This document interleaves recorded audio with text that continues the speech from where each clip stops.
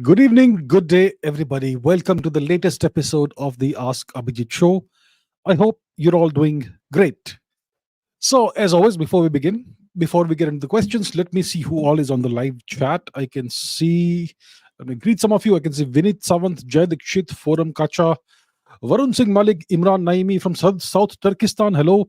Nandagopan Nair, Pratyush, Tejo Meg, Zubon, Izung, Netizen, John Smith, Random Skull, Pratik Vora, Jayant, Tanmay Deshpande, Amisha Mishra, Aradhya and Avinash, Soumya Jeet, Rohit Jangid, Ham Shukla Ji Hai, Miguel Diaz, Yuva, Rajesh Sharma, Srujan I am, Atul, 2K Watts Photography, Ajay Kumar Akula, Ameya Padhye, Sachin Giri, Jay Desai, Matrix, Dios Pitra, Om Prakash, Red, Niharika, Bibekananda, Shagun Chopra, Threadripper, Red, Terminator, Geopolitical Dubey, Ashish Vishwakarma, Shivakumar Medam, Alien Frog, Yash Singh, Malik Sayed from Maharashtra, hello, Vaishnav P, Arijit Banerjee, Anupam Jaiswal, Niharika again, Internet, Gautam, SG, Rakshit, Dr. Jaishankar, hello, Dheeraj Kamath, hello from Bengal, Jeet, Atul, Radhika, Trinity, Ankit, Mahapatra, Goel, Rajat 406, Manoj, Shreyas, Kush Shah, Vishnu, Om Prakash, Aritra Deogi, the Tradable, and so many other people, Saktishwar, Litwig 59, Dibakar World, Vinit Mishra, Pritam, and everybody else. Okay, I won't greet all of you individually, otherwise we'll do that all day. So, thank you so much for being on this live stream. I hope you're doing great. Now let's get into the questions. So, this is a completely live chat Q&A session. Ask me your questions in the live chat, and I shall answer those questions from the live chat itself. So that's the kind of session this is. So, let's go. Let us see what questions you have. Let's take some of the older questions. As in the questions answered asked at the very beginning. Let's see, what do we have? Let us see. Let's begin. Sonia Sinha says, what's your opinion about Project 2025 in the US? Not sure I've heard of it. I know of Project 2024, which is the elections. 25, I'm not so sure. Maybe I'll read up something about it. Okay. 2K Watts Photography says, Russian fighter jets are not the most sophisticated and advanced as compared to their US counterparts. How does this affect India, considering we have lots of Russian military aircraft with us? Well, who are our opponents? Who are our adversaries? We have two major adversaries. The real adversary is China, and then the other one is Pakistan, which is a stooge of other nations. It is what it is, right? Now, what kind of fighter planes do they have? The Pakistanis, their best fighter planes are the F-16s, which are the 1970s, 1980s fighter plane, with upgrades and all that. The Americans will keep on upgrading that for the Pakistanis. I'm sure they've done that reasonably recently. The Chinese have the J-20, which is the fifth generation fighter plane, and various other Russian-derived fighter planes as well. So when it comes to India's adversaries, opponents, etc., they don't have the most sophisticated fighter planes. The J-20, obviously, it's kind of stealthy from the front, but not stealthy from the back, and so on. There are such issues and so on. So what India needs is, yeah, sure, maybe we don't have the best fighter planes right now, not the most sophisticated, cutting edge fighter planes. We have the Tejas, we have the Sukhois, we have the Mirage and the Jaguars, and I don't know what else, right? So the thing is, you got to do you got to do the best of what you have. So I would say India should invest in large numbers of fighter planes. They don't need to be the most sophisticated. Oh, we also have the MiG 21s, right? And MiG 29s and whatnot. A whole zoo, a whole galaxy of different kinds of fighter planes. So if you don't have the biggest budget, if you don't have the most advanced assets, invest in large quantities of assets. Quantity has a quality of its own, like Joseph Stalin used to say.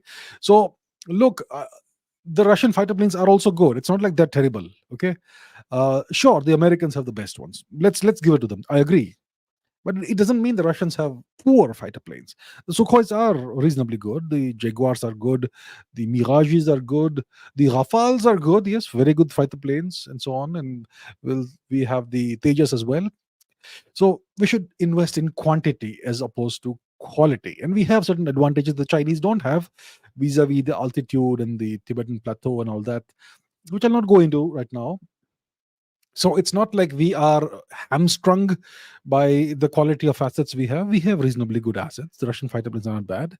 So we just need to utilize them judiciously and maybe acquire larger quantities. Maybe another 36 Rafales, maybe another 72 Rafales, maybe a whole production line in India. And obviously, long term, we have to invest in our own technology, which is the Tejas Mark II, the advanced medium combat aircraft, and whatnot, whatever comes after that. So that's what India should do. Okay. Imran Naimi from southern Turkestan says the ancient name of Afghanistan was Aryana, and there's a state in India which is Haryana. They have similar names. Are they related to each other? I'm not sure they are related to each other. The actual ancient name of Afghanistan is Gandhar. That's a name that's thousands of years old. That's the original name of Afghanistan. How did it acquire the name Aryana? Well, I think it's because of the Iranic connection, which comes in kind of later compared to the Gandhar name. And it kind of claims that this is the land of the Arya. So ancient India was called Aryavarta, the land of the Arya people. Not an ethnic name, but a nobility. The word Arya means noble in Sanskrit. And the Persians later on, they use that with an ethnic context. Uh, so Afghanistan kind of has that connotation, the land of the Arya people, which is the old name of India, which is also the present day name of Iran, of Persia, Iran Shahar. Iran kind of means the land of the Arya people. So that's what that's what Aryana means. It's been called by various names. The oldest is obviously Gandhar. Then you had, what else was it called? Arachosia. The Greeks called it Arachosia, uh, and various other names as well. Arachosia comes from the word Saraswati, actually, which the Greeks probably didn't realize, and so on. And Haryana, I'm not sure what that name comes from, but it's definitely not related to the Aryana name of Afghanistan. So they're not really connected.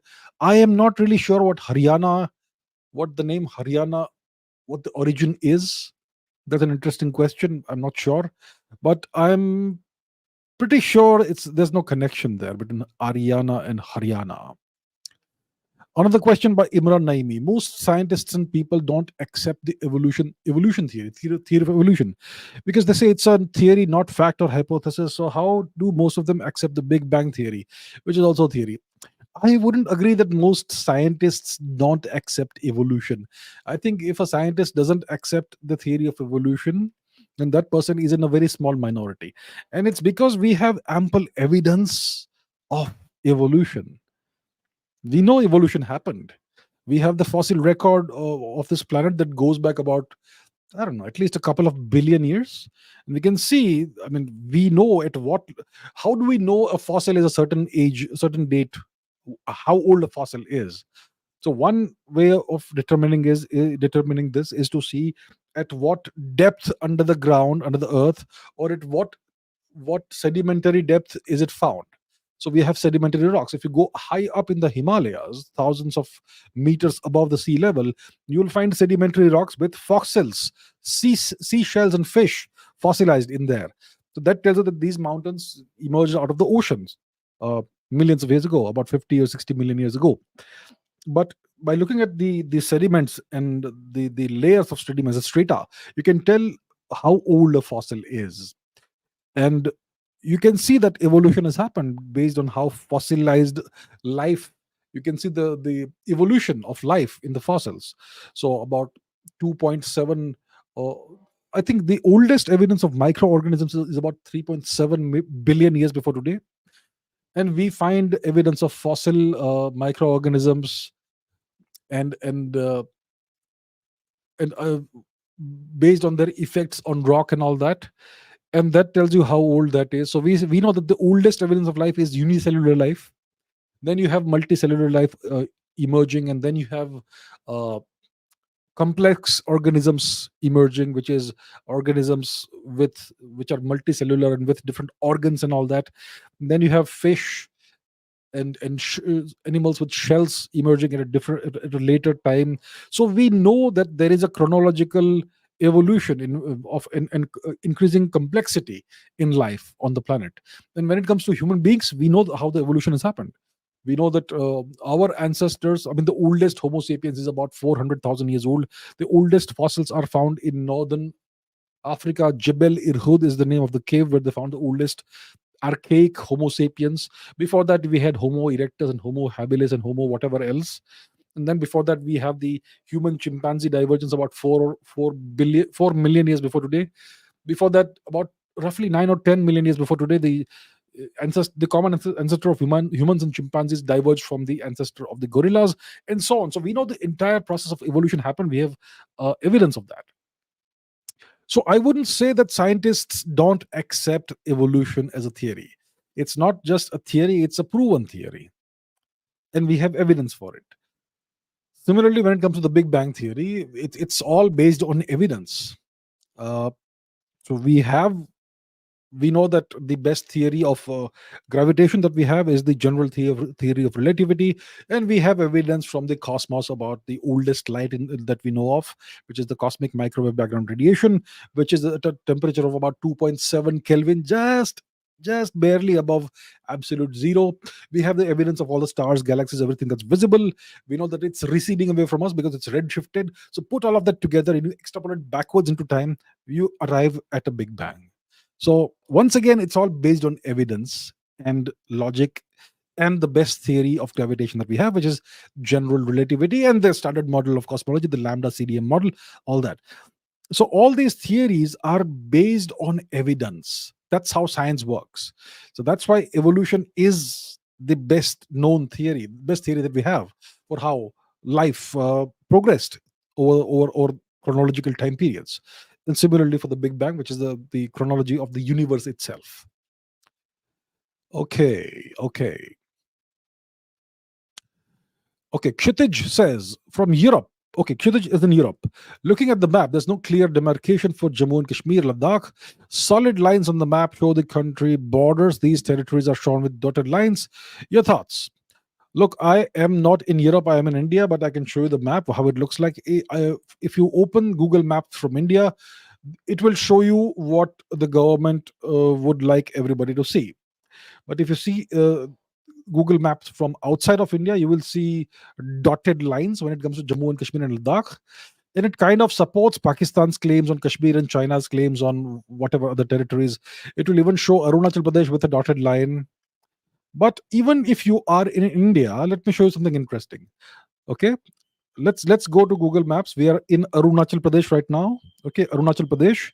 We're gonna zoom into the border regions. Okay, and this is, where does it say India? Where does it say Tibet? It won't say anything here. Say first of all, it won't say whether it's India. The southern part is India, and the northern part is allegedly China. But if you go here, then it may say India, Bangladesh. Okay, maybe not even here. But let me show you something. Let's go back to Arunachal Pradesh. And south of this line is India. We know that for sure. Now let me click just south of the line. What does it say? It says unavailable. It doesn't say Arunachal Pradesh. It doesn't say India. It says unavailable. Isn't that interesting? Let's go, let's say here. It says Tibet, even though this is Indian territory. See, according to the Google map boundary itself, the place I clicked is within India. You click there, it will say Tibet, China. Let's click here. It says unavailable. What about some other place? Let's find some other place. Um, okay, let's go north of Tawang. Let's go here near the India Bhutan China tri junction. Let's click here. It'll say unavailable. Okay, let's click within Bhutan. Okay, it's not saying China, it's saying something else. But in India, if you click, it says unavailable.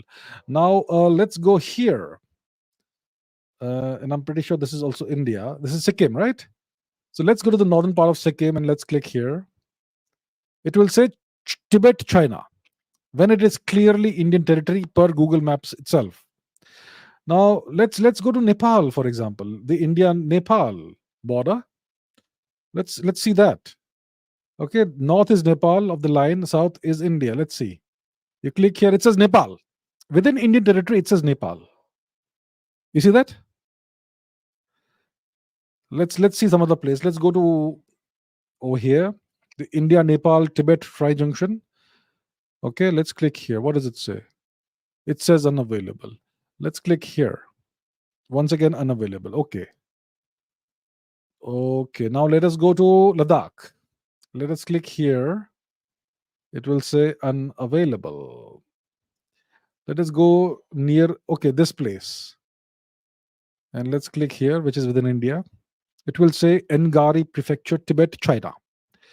So it's very clear that even if you're in India, even though it shows the correct boundaries of India, it's still, Google Maps still supports Chinese claims on Indian territory. What about Pakistan?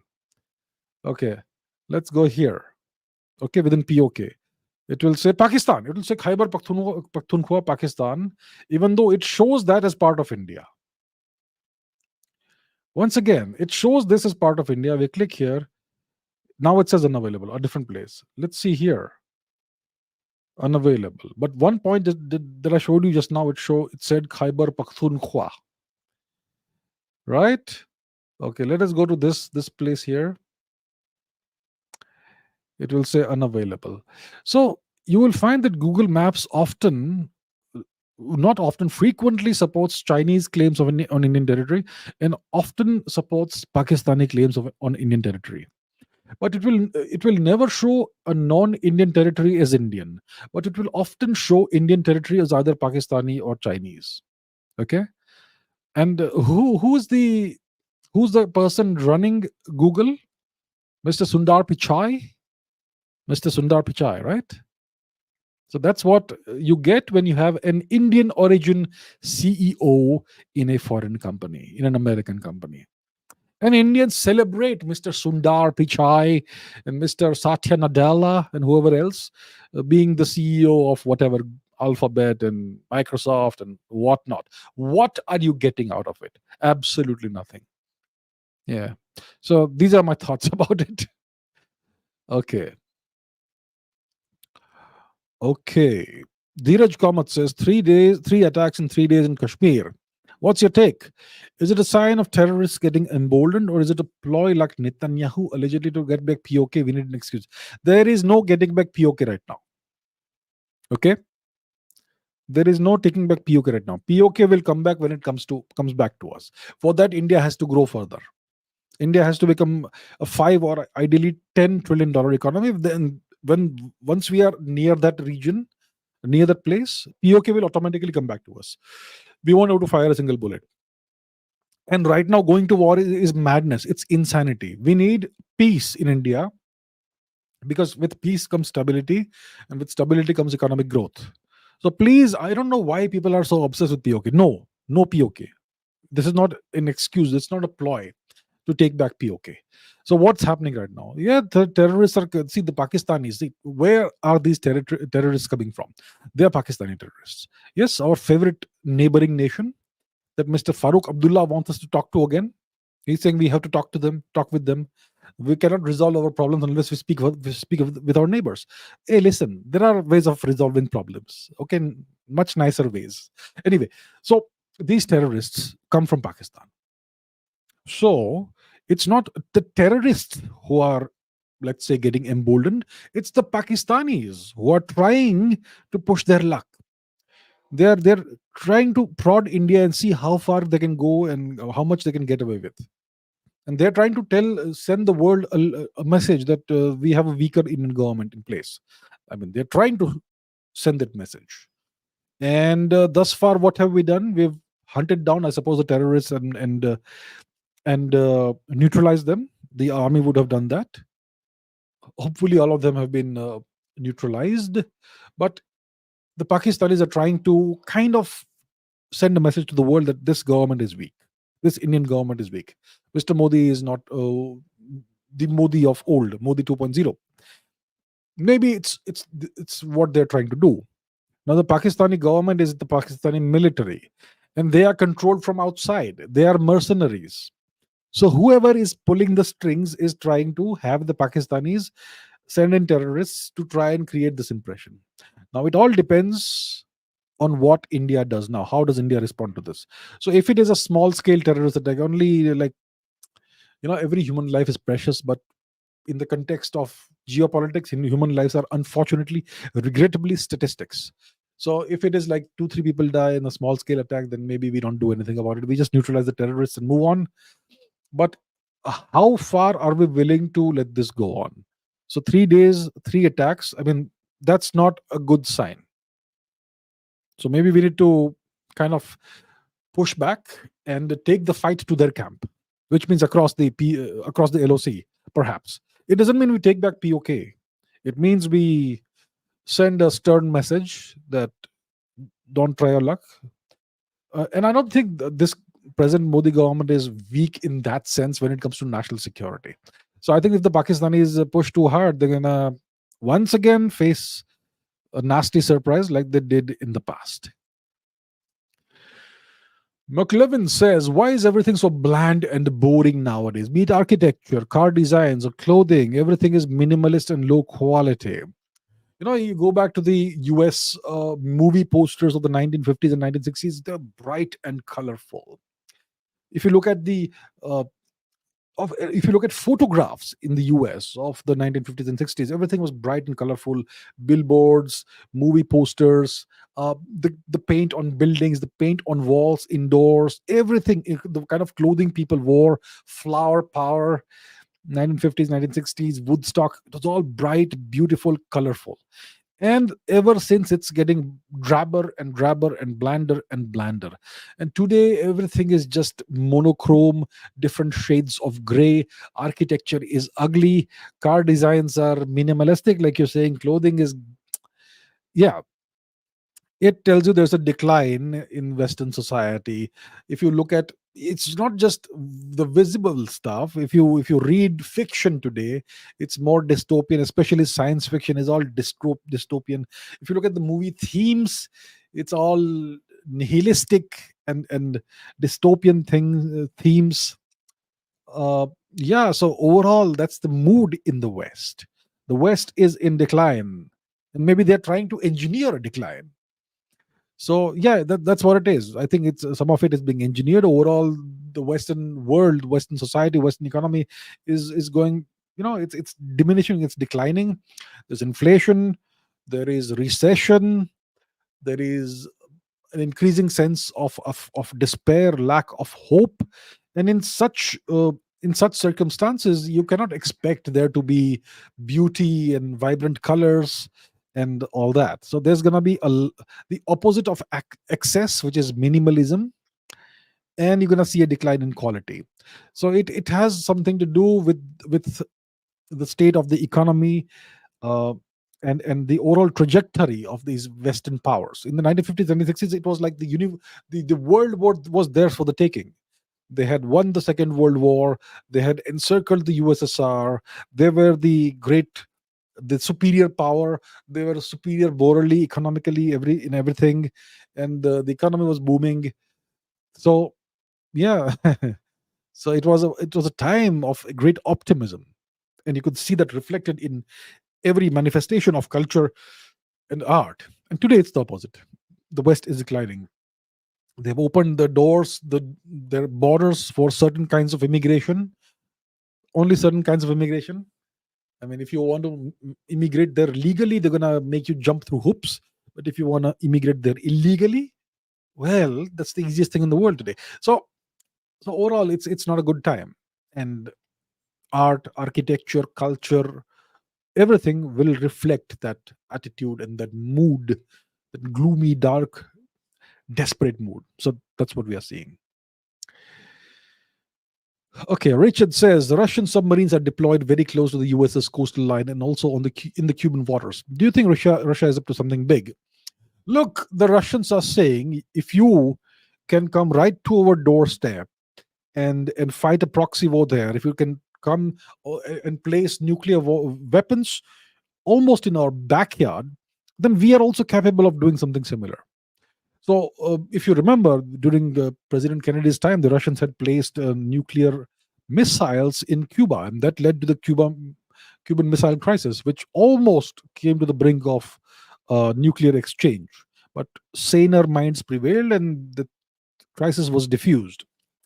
So the US expects that a great power like Russia, a near superpower like Russia, should be completely fine with them placing nuclear weapons and other kinds of offensive weapons right in Russia's backyard and almost at their doorstep. But the Russians should not come anywhere close to the US. It doesn't work like that. So the Russians have sent submarines. Of course, they have not placed missiles on Cuban soil thus far, but they see it's something called international waters. So every nation has the right to send their ships, whether it's civilian ships or military ships, in international waters. So they're doing that. And if a friendly nation is willing to host you, then you can even send your military vessels in the territorial waters of the friendly nation. So Russia and Cuba are on good terms. So there you have what's happening. So it's a message to the US that if you can do this, we can also do that. It's not a very well, it's kind of a strong message actually. And they are even going to do military exercises of the west coast of the US if they've not done that already. So the Russians are also demonstrating their capabilities, their naval capabilities, their power projection capabilities to some extent. They're showing it, they're demonstrating it, and they are saying that we won't back down. You can't bully us. We can take action of our own. So it's all kinds of messaging going on right now. But that drives home the message that the Russians are not a nation. It's not a nation that you can just push around. The Russians can hit back. And this is just a reminder of that. So I don't think the Russians are up to anything big right now. Anything big when it comes to US versus Russia is just war, and we don't want war because that war could end the world. So the Russians are simply reminding the US, sending a message. We also can do things. So take it easy. Back off.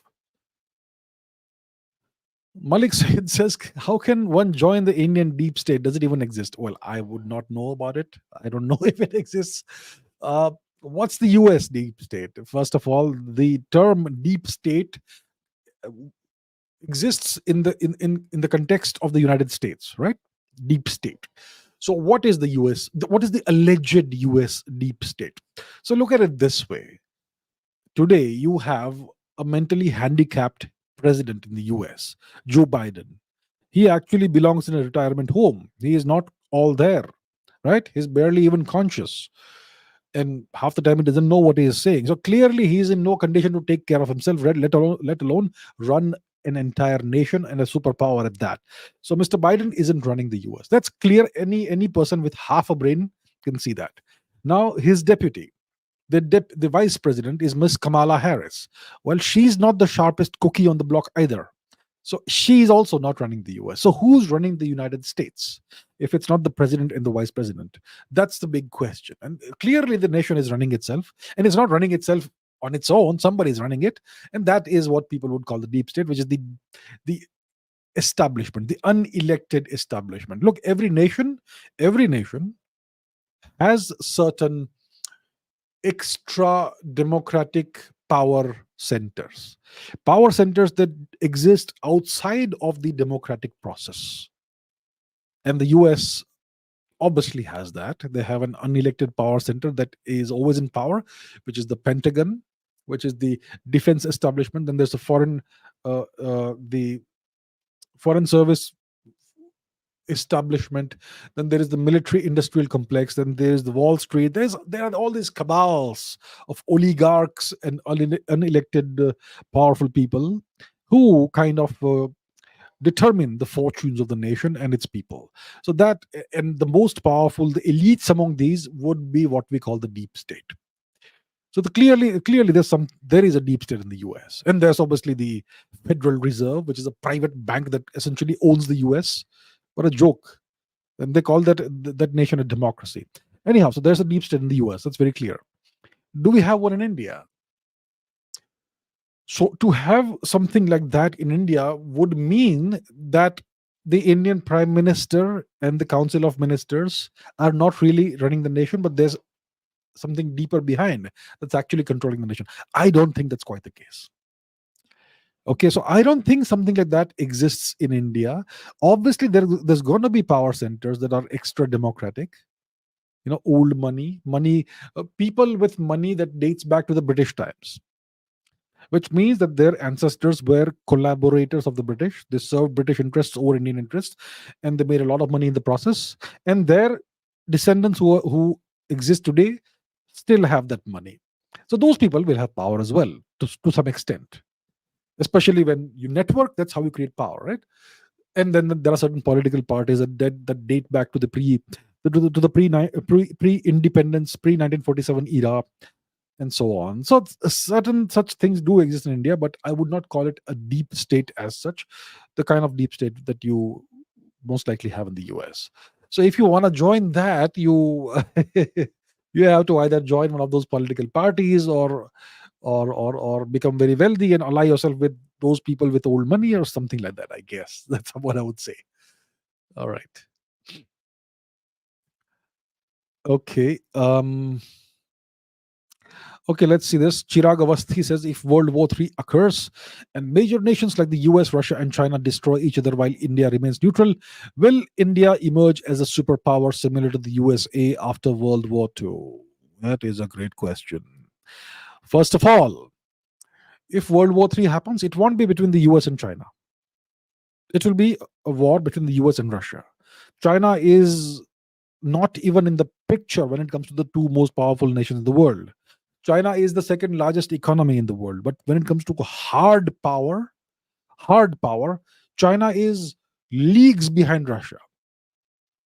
Russia is very close in power, hard power, to the US. And primarily because of its gigantic nuclear weapons arsenal. So a World War III would only be a war between the US and Russia, and maybe the Chinese would ally with Russia if they wish to. Okay, that depends on a number of factors. So let's say there's World War III, and these nations destroy each other. Okay, let's say China is also involved. So it's the US versus Russia and China, let's say. And in such a scenario, I think all three nations will get smashed up. There's gonna be, assuming there's nuclear exchange, that would mean that almost nothing survives. It means that the US is like 80-90% gone, so is Russia, so is China. Now, here's the deal. If that happens and India remains neutral, India will remain neutral in this. So if India remains neutral, will India emerge as a superpower similar to the US after the Second World War? That is the question. And my answer, regrettably, is no, it won't remain a superpower. And let me explain why India won't remain a superpower, even if the US and Russia and China get destroyed. Okay, one second. So let me put something on the screen. So, first of all, understand that if there's a nuclear exchange, there's going to be complete devastation in the world. Now, look at this. So the United States, they have something called the Single Integrated Operational Plan, this SIOP. Okay. Now, this is a classified thing. It's a guarded secret, but it's been around since the days of Kennedy, and it's kind of known what this is. So the SIOP is what they do if they go to nuclear war. And it's premised on the notion that America would be the largest surviving civilization if there is a nuclear exchange. But to guarantee that America remains the largest surviving civilization, we have to kill everybody in the world. So most presidents would say that is madness. We need a different option, but they typically don't get other options. Uh, so the Pentagon always gives them options that inevitably lead to that scenario where the Americans have to kill everyone. So George Bush brought this back again, and so on. Uh, so what this means is that we are going to blow up, we means the Americans, we're going to blow up the entire world, because we know that in a post-nuclear environment, we can't allow, for instance, India to survive intact. If we are reduced to 30% of our capacity, we can't allow India to have a superior civilization in a post-nuclear conflict. We're going to destroy India, we're going to destroy the whole world. That's what the American nuclear war plan is. Okay? And it's on automatic status. So it will happen automatically. Once the red button is pressed, it will all be programmed, and it will just happen on its own. Nobody will then be able to stop it, or change the sequence of nations that are destroyed, and so on. It's going to happen on automatic. So if there's a third world war, if the US starts or is part of a nuclear exchange with anyone, then a sequence of events is already pre-programmed in that red button, which involves destroying India. So forget about emerging as a superpower, my friends. India won't exist if there's a nuclear war between the US and Russia, or between the US and China, or between the US and Russia plus China. Even though India has nothing to do with this, they will destroy India. Interesting. And it's not hypothetical. If war happens, they will do it. They will destroy India. So what should India do about this? What should India do about this? If nuclear war happens, which doesn't involve India, we are guaranteed to be destroyed. They will make sure of it. So what should India do? India will cease to exist. I would say that India should increase its stockpile of nuclear weapons to at least 1,000, and make and send them the message that you destroy us, you won't survive either. That's what I would say. It's a ghastly, horrible, hideous scenario, but that's what these people are capable of. And they teach us human rights and democracy and freedom and values and whatnot. So I think India should also be prepared that if somebody wants to annihilate us, they won't survive intact. This is unfortunately the consequence of their kind of thinking. We did not come up with this plan, right? But we have to respond in some way. So I think India needs to increase its nuclear weapons stockpile to maybe at least 1,000, which will serve other purposes also, of course. But yeah, if somebody wants to just destroy us for no reason, there's no need to allow them to survive either. So yeah, good question that you've asked me, and it's absolutely ghastly that this sort of thinking exists in the world. Okay, Ratish Rawat says, what's your rating of Peter the Great on a scale of 1 to 10? How come no one thought of westernizing, modernizing, and expanding Russia before him?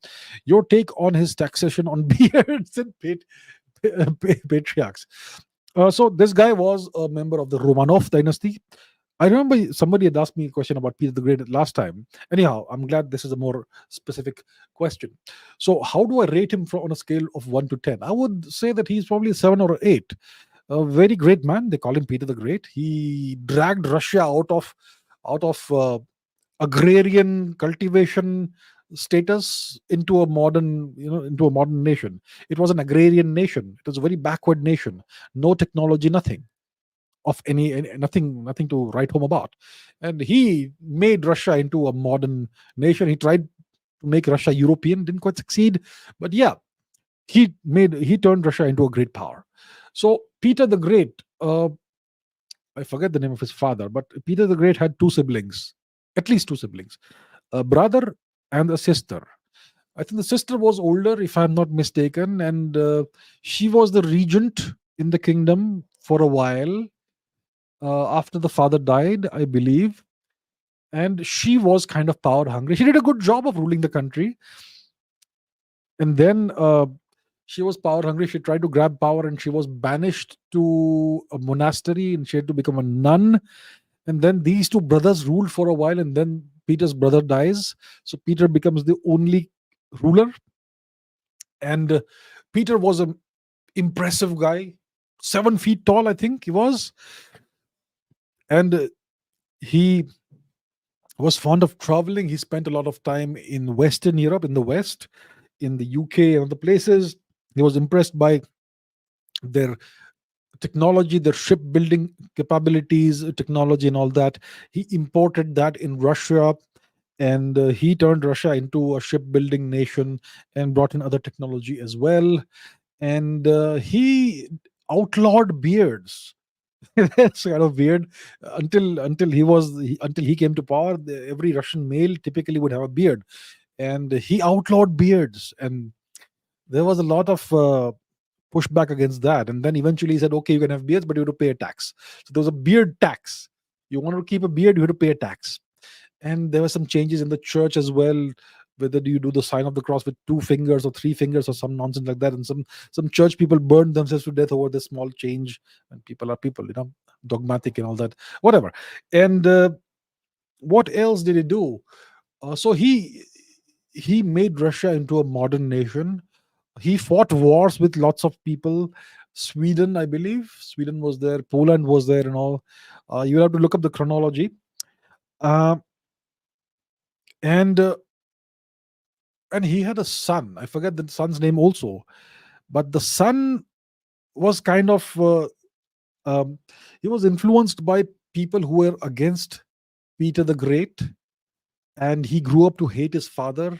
And his father wanted him to carry on the work, but he kind of refused. And and I believe he defected to another country, Austria or something, which was great humiliation for Peter. So he somehow got the son back, and then I guess the son was beaten by, was thrown into jail and beaten by his captives, which are Peter's minions, and the son dies. And eventually, I think one of his daughters succeeded him long term. I hear another son also who died in his teens. So yeah, the taxation on beard was weird, but he's the man who made Russia a modern power. So very strange personal life. He got his own son killed, and he ended up with no male descendants, male heirs. But overall, he was a great reformer in Russia. And yeah, so on a scale of 1 to 10, I would give him a 7 or a 8 overall. But yeah, I mean, some of the things he did were crazy, kind of on the same lines as Ivan the Terrible, kind of. Yeah. Okay. Uh, okay. Geopolitical Dubai says government decides to change some area names in Tibet. Will we see? Has the government done that? Has the government of India renamed some parts of Tibet? Really, I'm not sure about that. Okay, maybe I've not seen, but I would be very surprised if that is the case. Will we see India's wolf warrior policy in PM Modi's third term? Uh, Look, I don't expect wolf warrior diplomacy from India in PM Modi's third term. What I expect is status quo. Keep on growing the economy, and keep on following the same foreign policy, the same Pakistan policy. Mr. Modi's Pakistan policy is great. Just ignore them and isolate them from our perspective. Foreign policy is good. Be friends with everybody and have win-win cooperation with everybody. Grow the economy. Economic policy overall good, infrastructure development all that good. So I just want more of that. I expect nothing else. I don't expect Mr. Modi to reform the education system or do anything about culture, civilization. I don't have any such expectations. Just keep doing more of the same. I don't see any wolf warrior diplomacy coming up. I don't think it's even desirable at this point in time. When you are this much of a nation, India is the world's fourth most powerful nation. Okay, it is from the perspective of hard power, but it is a third as powerful as China, almost a fourth as powerful, which means China is about four times more powerful than India, and Russia is about three or four times more powerful than China. And the US is twice as powerful as Russia, so India is way, way, way down, even though it's the fourth most powerful nation. So I think India should not try and act bigger than its size. India should keep its head down and just focus on economic growth. I don't want wolf warrior diplomacy. I don't want to talk about Vishwa Guru and superpower. Okay? What Vishwa Guru? Your education system is garbage. How can you be a guru with a garbage education system? All this, I don't know what NEET and stuff, whatever is happening, that nonsense with the NEET, the medical entrance exam thing. So listen, don't talk about being Vishwa Guru. Don't talk about being superpower. Just focus on the fundamentals the next 20 years. Then we'll think about talking about other things. So that's what I would say. Ubendran says, I've seen some so-called Tibetan origin geopolitical experts saying that Arunachal Pradesh is a part of southern Tibet. Taiwanese, Chinese, Tibetans, all of them claiming Arunachal Pradesh. Please explain. Look, there are some Tibetan experts, academics, or whatever. Even there are even some monks or whatever who are outside of Chinese occupied Tibet. Some of them may be in the West. Some of them may perhaps be in India. Perhaps I'm not sure.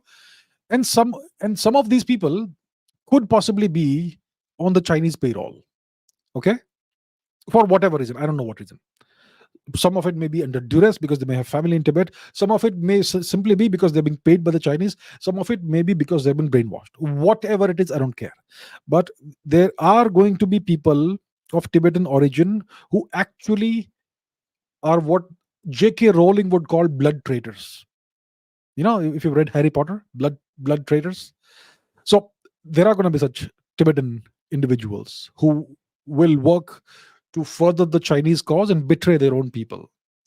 And obviously, furthering the Chinese cause means to say things that are anti-India as well. That also is part of being pro-China. So I'm not saying all Tibetans are like this. Most Tibetans are really nice people, and they really would want to go back to a free Tibet one day. But some Tibetans are on the Chinese payroll for whatever reason, and such people will make such claims. There are even such people, some such people, a few sprinkling of such people in Bhutan as well. Okay, who actually echo the Chinese refrain. So we need to be aware that such people exist and don't let their nonsense affect you. Okay, that's it. Let them say whatever they want. Be aware that these people sing the Chinese tunes. That's it, nothing else. There's nothing more to explain about it. Okay, Tibet itself isn't part of China. I do not recognize Tibet as part of China. Tibet is Chinese occupied Tibet. It is not China. And one day Tibet will be free. And we're going to ensure that. Someday India will ensure this. Not this current government. Maybe in the next 20, 30 years it will happen. But Tibet will be free again. Free of China.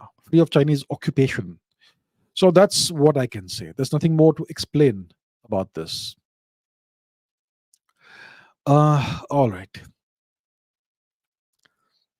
Anamika says nowadays there's a lot of cases of question paper leaks occurring. Even in an exam like NEET, the paper got leaked in various places. What measures should the government take? Look, what does this mean? It means there is corruption, right?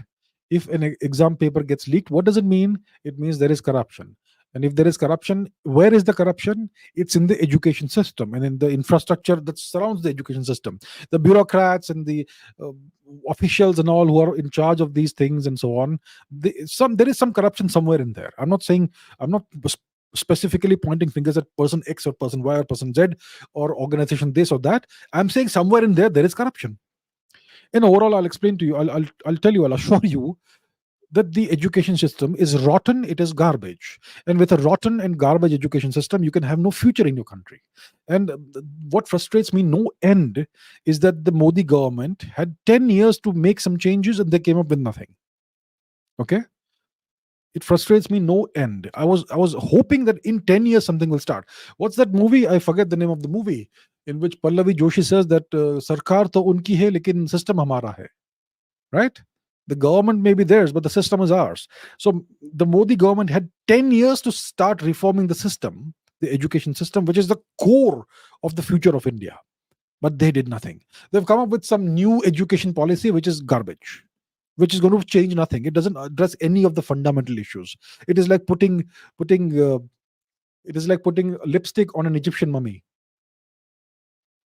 Okay, so it's absolute. It does nothing. So what measures should the government take? You cannot take any short term measures for this. You have to reform the entire education system from bottom up. It's a fundamental systemic change that you need. It takes time. It will take 20 years if you start today, which is why I was hoping that Mr. Modi, when he came to power in 2014, he would have started something. But no, no, no, no. We're going to continue the same. So we're going to keep on working, but we won't change the system, which means that every IAS officer who comes out every year there's a bunch of IAS officers who pass the whatever exam it is that they have. And what happens? They go through the entire process of indoctrination and brainwashing, and you see what happens then. And forget about IAS officers. Every single student who goes to the education system ends up alienated, deracinated, and many of them end up being Hindu phobic, hating their own culture. So this should have been reformed. This system should have been reformed. At least something should have been done. The new education policy doesn't do anything of, and it doesn't address any of the core issues. Okay, you've changed some chapters here and there. You added a few paragraphs or something. What difference does it make? You have to reform the system at the core. And I'm not going to go into how to do it. I've got 3 live streams. Ask Abhijit 38, 39, 40, or somewhere around that, in 3 live streams, which I've gone into great depth about what needs to be done. Those are the measures the government should have taken. They still can take it, but I have no hope. Because if they could not do anything in 10 years, what will they do in 5 years? So I don't know. It's extremely disappointing, but that's where we are. All I hope is that they keep on they continue the policies when it comes to the economy, the infrastructure, foreign policy, defense, all of that. Maybe a more robust defense policy, hopefully. But yeah, I have no other hopes from this government. But still, I would say it's still the best government that we have, because there is no alternative. It's still the best government we could have asked for as of today, 2024. But yeah, it's extremely disappointing that these things happen.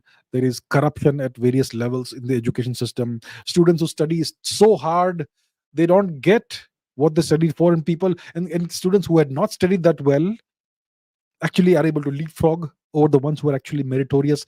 And then there's the question of reservations. Reservations are it's so unfair. It's so unfair. Education should be all about merit.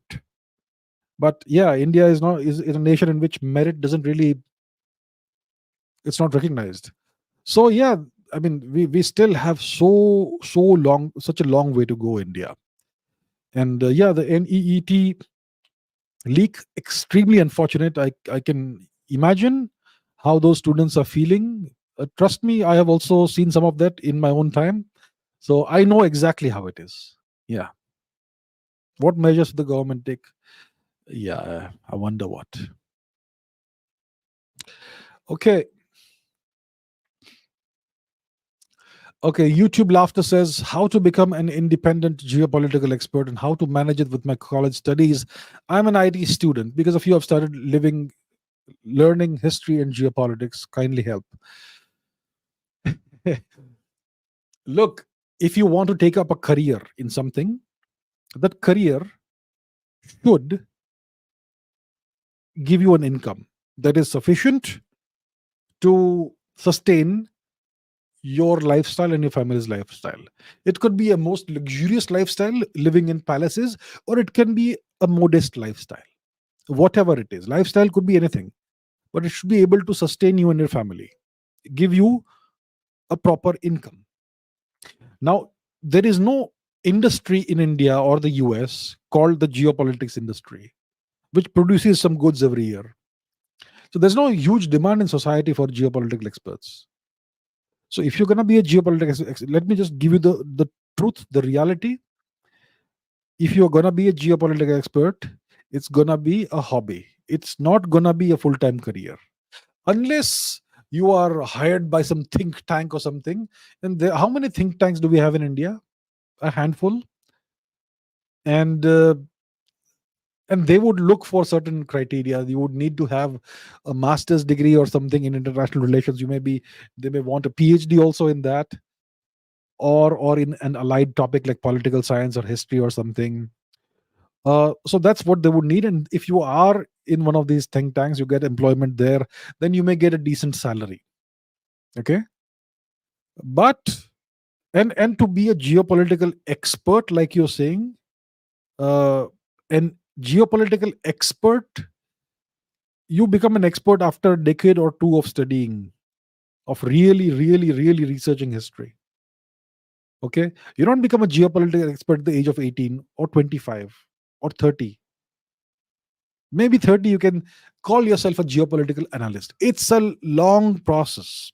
So let me just give you a dose of reality, because I know you may not understand the full picture.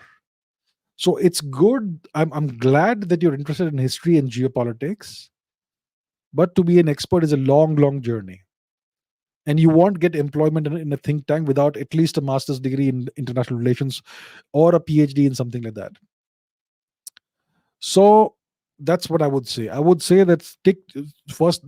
You have to be realistic and practical in life.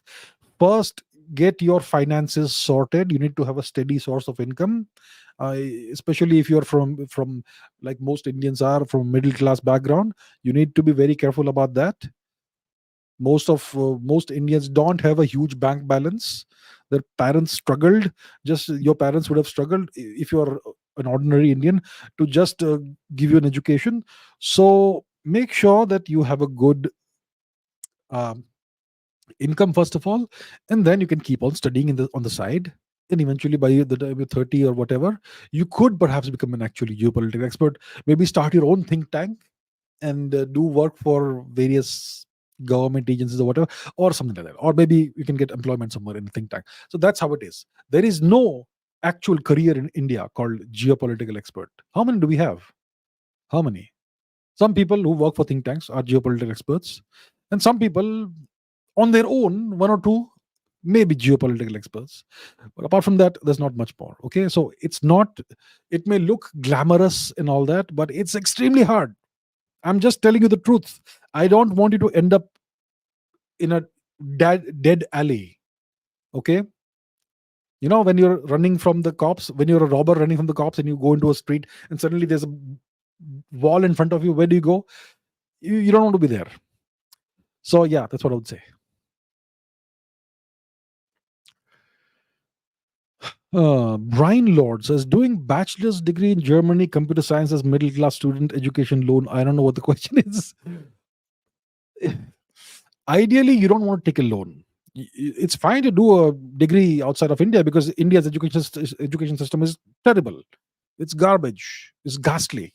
So, okay, you want to go abroad and get a degree. All right, good. Ideally, you want to get a scholarship, which means that you don't need a loan. Okay, but very few people get scholarships. You need to, whatever exam, what GRE and TOEFL and all that, you need to get a tremendously good score, and then you have to apply for a scholarship. Most American universities and colleges would give scholarships to those who are the most deserving. Only a few will get scholarships. So ideally, you want to get a tremendously good score in whatever exam you're going to pass. SAT, GRE, TOEFL, blah blah blah. What else do we have? Whatever else do we have? I don't remember. So you get that, then you will get admissions, offers of admission plus scholarship. If you don't get a scholarship, then I guess you will have to ask your parents to take a loan from a bank, and they're going to have to fund you through that. So yeah, that's another option, but that's harder for your parents, obviously, and for you as well, in case it's your money you're using. Otherwise, your parents. So yeah, that's what I'll say. Okay. Vishaka Kabila. Sorry, I'm sorry, I couldn't read proper. Vishaka Kabila says, "Why are so many Bangladeshis and Africans living in southern India?" Okay, I don't know about southern India.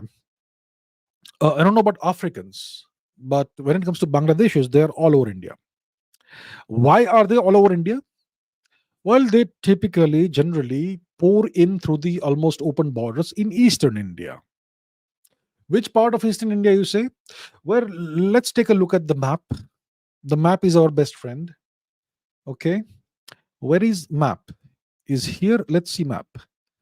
So, if Bangladeshis are pouring into India, where would they pour in from? I'm just guessing from the map. Okay, don't blame me for the answers. Blame the map.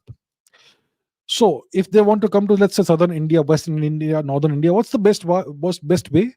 It's to come westwards from Bangladesh, right? Westwards. So, what is west of Bangladesh? Well, west of Bangladesh, you have West Bengal, you have Bihar, I guess, and east of Bangladesh, you have Tripura, Meghalaya, and northern part, you have Assam, and so on. So that's where they would generally pour in from, and it's a very porous, almost open border. I'm told, and the wonderful BSF, Border Security Force, is in charge of guarding the borders. And well, I'll just say go and search the news about BSF and Bangladesh border. That's all I will say. I will say no more than that. So the Bangladeshis are just pouring into India. They have been doing that for the past few decades. And I remember in 2014, it was said that about 50 million Bangladeshis were in India in 2014, which is about a decade ago. So in 10 years, how many more would have poured into India? I don't know. I guess your guess is as good as mine. But let's say you got another 10, 20 million coming into India. So maybe we have now 70 million or so Bangladeshis in India. So I don't know about Africans, but Bangladeshis, it's very clear that we don't have any border security. Whatever measures we have are not working. Why are they not working? I think we should ask the government, not me. Okay. Because it's the job of the government to ensure that this happens. And the question is, what has been done about the Bangladeshis who are inside India? How many of them have been repatriated, have been expelled out of India and sent back to Bangladesh? How many? In the past 10 years, how many have been sent back? I wonder how many. So that's why there are so many Bangladeshis in India. And once they come into India, they get immediately Aadhaar cards. That's what one hears, allegedly. They allegedly get Aadhaar cards. Once you have an Aadhaar card, you can get all other documents. And once you have documents, you become an Indian citizen. And once you have those documents, nobody can send you out. And you will see in all these towns and cities and villages across India, all these Bangladeshis. My problem is not with the Africans. There may be a few here, that's okay. The problem is with the Bangladeshis because they are here in India in such incredibly large numbers, and nothing is being done to address the issue. So we grow the economy, we become a $10 trillion economy. The Bangladeshis, by the time they have multiplied to from 70 million to 140 million, and they inherit all the economic growth, and they outbreed the Indians. That's what will happen. So what's being done about this threat, this demographic threat? It's a separate nation, right? So they should be in their nation, not here. That's what I can say. I don't know why it's like this. Why I don't know why the government is doing nothing about this. This is one of my other big disappointments with the Modi government. When Mr. Modi was campaigning in 2014 for the prime ministerial election, he had been announced as the prime ministerial candidate. I remember he had gone to a rally in Assam and he had said that all the illegal Bangladeshis boria bistar bandlo, because once I become prime minister, you'll be out. Well, it's been 10 years, sir. 10 years. How many Bangladeshis have gone out? You had made that promise, right? What happened? So, yeah, what can I say? Okay, let's see some other questions.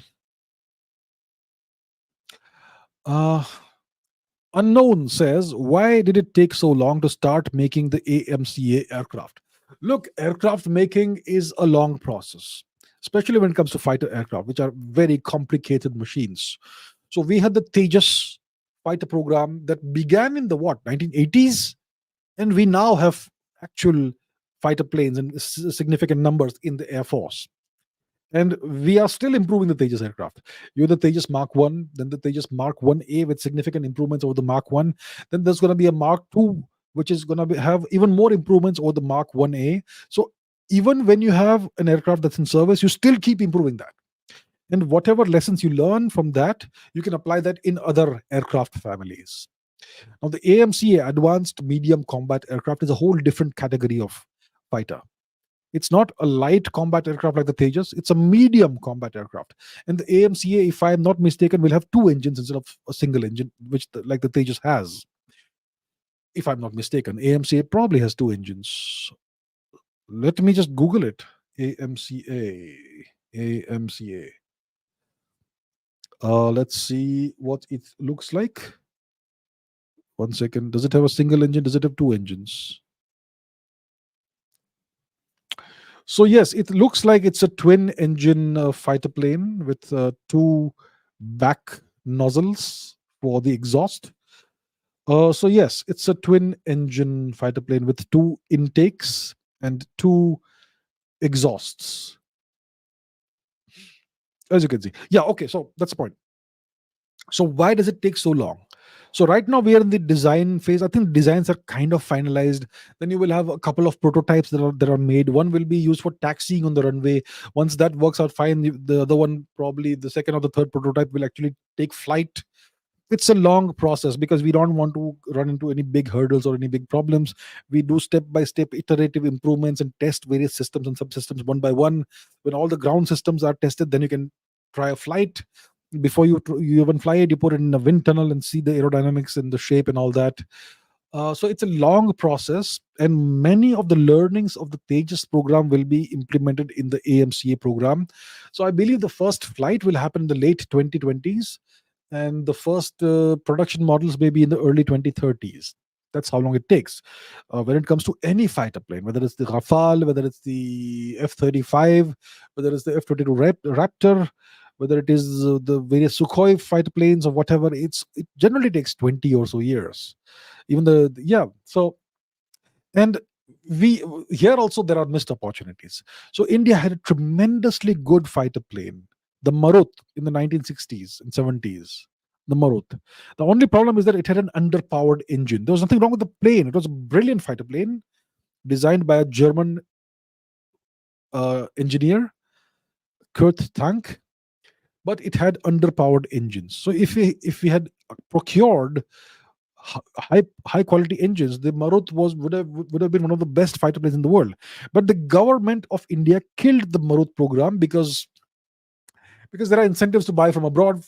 And if you do that, you get some percentage to keep in your pocket, allegedly. So the Marut program was killed. If the program had not been killed, by now we would have had fifth generation fighter planes, because we would have iteratively improved on the Marut, and you would have spin off families of fighter planes based on that well proven, well tested model. So it didn't happen. Then we started again from zero with the LCA Tejas. It took about, I don't know, what, 30, 35, 40 years to develop. And now the AMCA will take about 10, 15 years. So it usually takes time when it comes to fighter planes.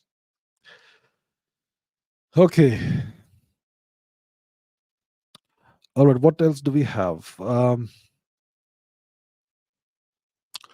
Ratish Rawat says, hypothetically, if Geert Wilders became the EU's highest positioned leader, how would that change the world compared to the EU we have and we had till now? It would make no difference. No difference whatsoever. Why do I say that? It's because the EU is not a sovereign organization. It's not a sovereign body. It is entirely controlled by the US. There's nothing in the EU documentation that says that we will be controlled by the US. But that's still how it is. So when it comes to the EU, every nation that's a part of the EU has to go through certain hoops and jumps and all those things and reform itself before it is worthy of being part of the EU. and all of that is mandated in the, what is it called, membership something program, membership accession program, and all that. And when you become a member of the EU, you kind of lose some of your sovereignty because there is pooled sovereignty. And many of the EU nations are also NATO nations, NATO member states, which again has all that. So overall, if you look at the EU, it's a highly bureaucratic organization. It takes away sovereignty from its nation state, its member nation states, and it is essentially controlled by the US. So it doesn't matter who becomes the highest, the EU president or whatever, it makes no difference overall. Just like it makes no difference whether Mr. Trump or Mr. Biden or Miss Kamala Harris or Mr. Kennedy or whoever is in power as the US president. It makes no difference.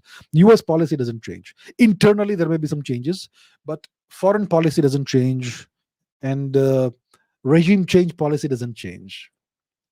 So, similarly, when it comes to the EU, it doesn't matter who's the leader, won't make any significant change at all. All right. 2K Watts Photography says, should India work on thrust vectoring technology for its AMCA fifth generation fighter? What are some of the benefits of the thrust vectoring engines and how useful is it in potential combat scenario? Thrust vectoring engines are engines in which the nozzle can change its angle, which means that you can change the angle of the exhaust jet in different orientations in a way that a regular jet engine can't, and that allows the fighter plane to do extremely difficult maneuvers like the Pugachev Cobra that a regular fighter plane can't. So let's find out what a thrust vectoring engine is like. Thrust vectoring. So let me put that on screen. Yes. What do I mean by thrust vectoring?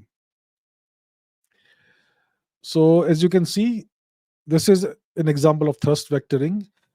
There you have it. You can see that the jet engine is just straight, but its nozzle can change the direction of the jet, and that allows hyper maneuverability in a fighter plane. So once again, over here you can see that both these are the exhausts of a Sukhoi 57, and you can see they can change their orientation. So that can allow the fighter plane to do extremely difficult maneuvers, like the Pugachev Cobra. I believe this is a Pugachev Cobra maneuver. 1 second, J10. This is a Chinese thing. So if you want to see, so that's again another example of a thrust vectoring engine.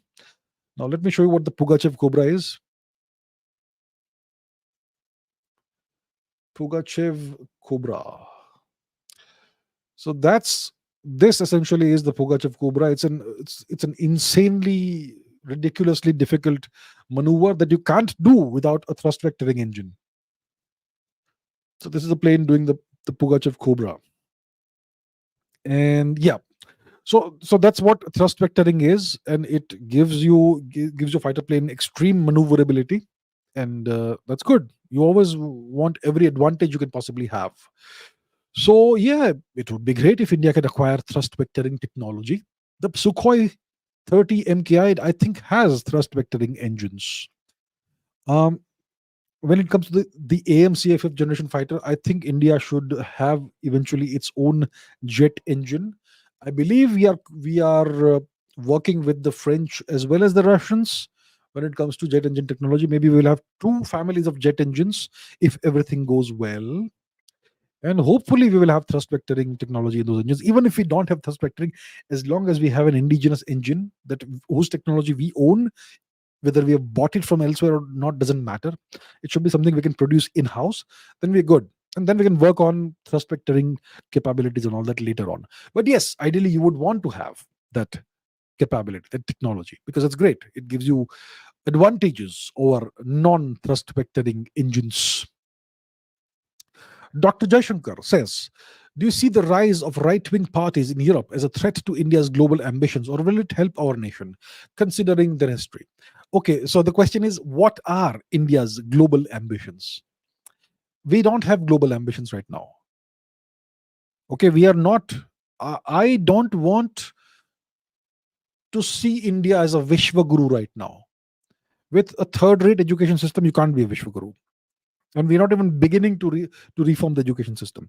So, first of all, global ambitions in Vishwa Guru, no. No Vishwa Guru. We are right now a Vishwa student. All right?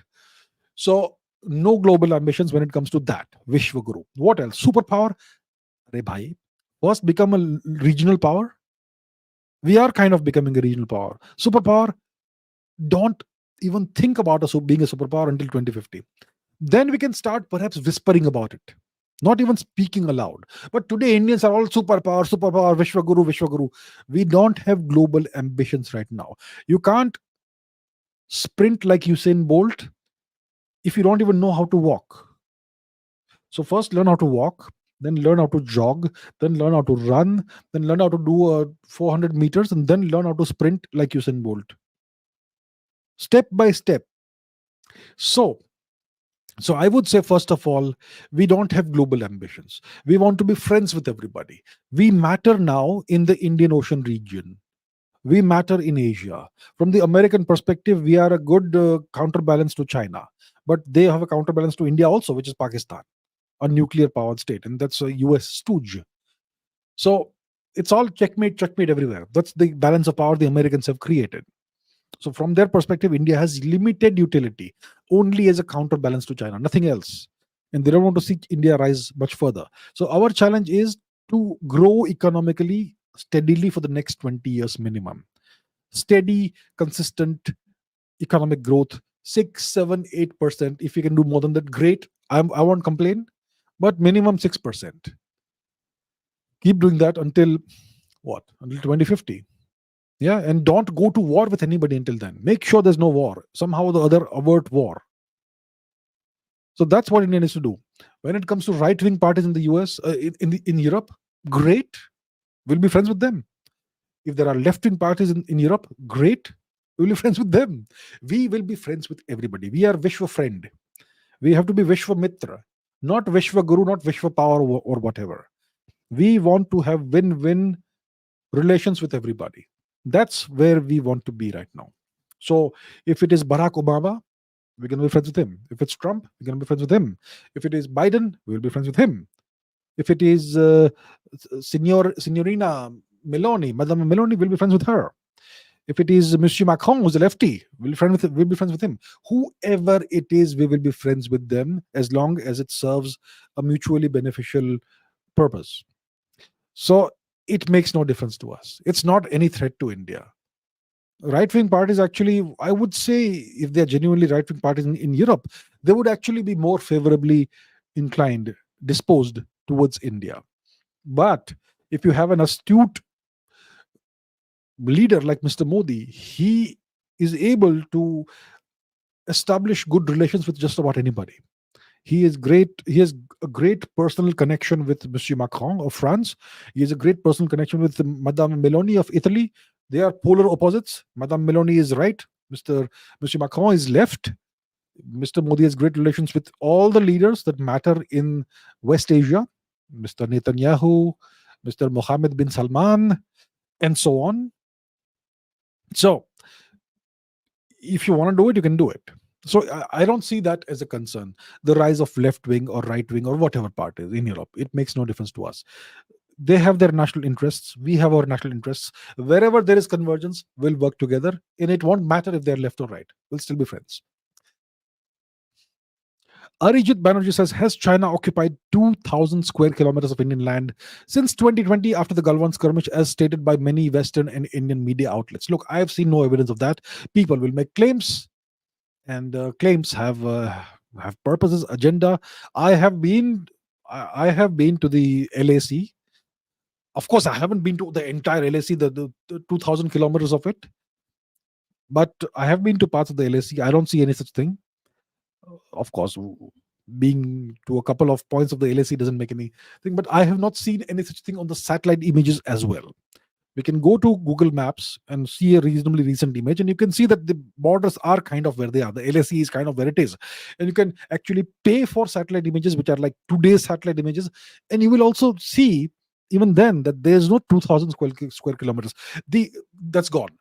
The LAC is fluid. Okay, and we have not since 1962 our governments have not developed any border infrastructure. Mr. Modi has been doing that at breakneck speed since 2014, but we are still catching up with China. So the Chinese will try and push on the advantage, and there may be some encroachment here and there, but it's not going to be 2,000 square kilometers. So I don't believe it. Maybe there is something here or there, perhaps, possibly. I don't know. I have not seen, but we have to be open to the possibility that maybe some bits and pieces they may have bitten off somewhere or the other.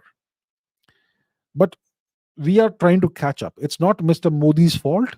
He has been doing everything he can since 2014 to address this, to redress this situation. So I don't believe that India has lost 2,000 square kilometers of land. I don't believe that. I have seen no evidence of that. So that's my perspective. You can believe or not believe. That's entirely up to you. But you should get convincing evidence of what of if somebody makes a claim. Okay. Lycus says, I'm about to complete my master's degree in chemical engineering from TU Delft. I'm not sure what that is, but okay, let's see what TU Delft is. Let's erase the Pugachev Cobra in TU Delft. What is TU Delft? Is where? Is Netherlands. Okay. So you're doing your master's in chemical engineering from the Netherlands. Chemical engineering. I'm excited to start working, but I'm scared of getting into a wrong starter job. How do I approach this? The way to approach this is to be very, very well prepared and very, very well researched. What are all the possible job opportunities that you can get? What industries can you work in?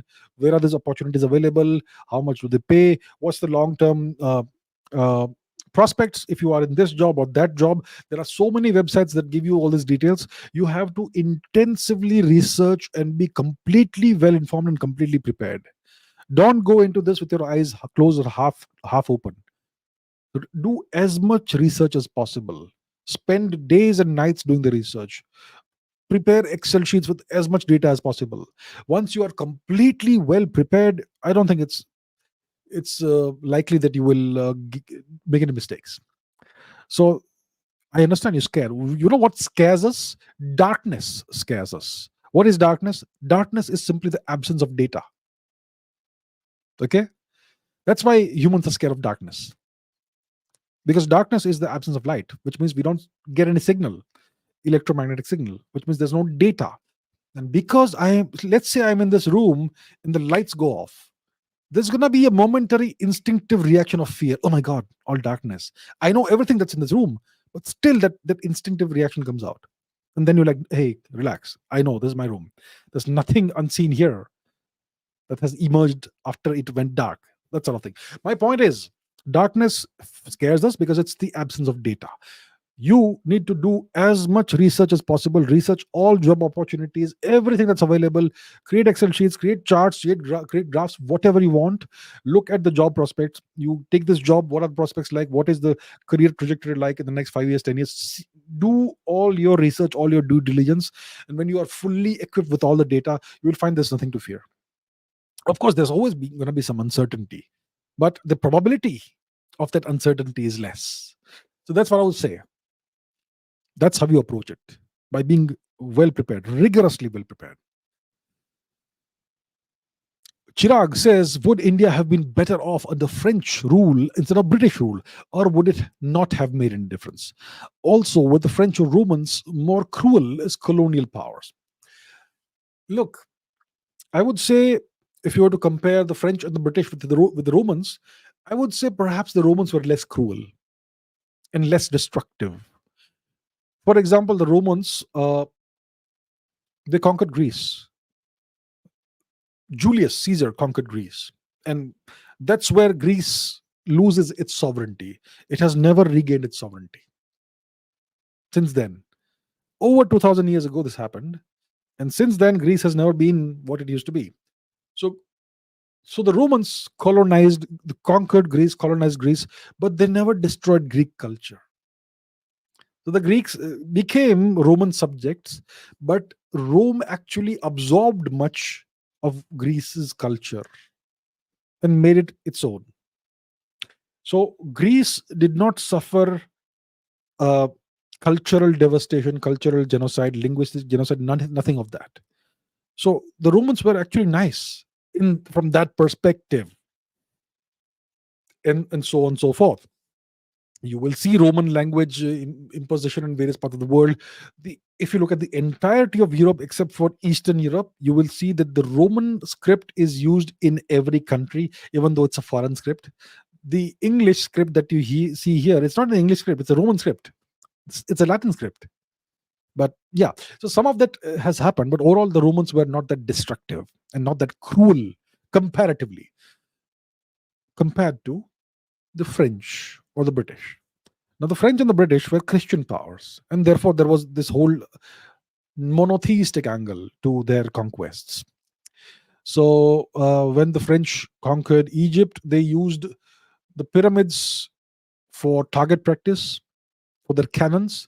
They did target practice of their cannons on the face of the Sphinx, and they were overall cruel and destructive.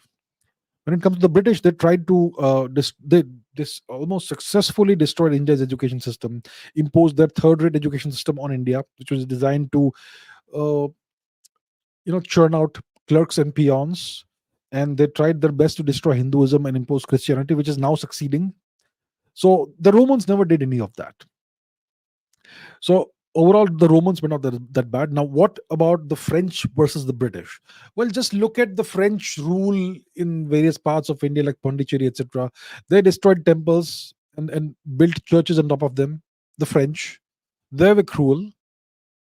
So, if there was French rule over India instead of British rule, we would be speaking French right now. Yes, we would be speaking French, but it would be the same. India would not have been better off under French rule. It would have been mostly the same. All right. McLovin says, can you tell us about the Boeing controversy? India has ordered a huge number of Boeing aircrafts. Is that a good idea to go ahead with that deal? Ooh, scary. Ah, yes, the Boeing thing. So, the Boeing Dreamliner, was it that plane that there were like two or three crashes because of a faulty software system, which forced the nose down, down, down. The pilots would try and wrestle it back, but it just kept on going down, down, down because of a faulty weather vane or something, wind vane, faulty input, and there should be redundancy of that sensor on both sides, but only one was there. So if that malfunctions, you're dead, and the software will override the pilot and just keep on putting the nose down because the wind sensor is giving it false data, wrong data, because it is faulty. And that's how there was a crash in what, Indonesia or somewhere, Malaysia, Indonesia, somewhere there, one in Africa and one maybe somewhere else. That's the Dreamliner thing. It's a software problem. Some bunch of idiots put in the wrong, coded the wrong software, the wrong thing.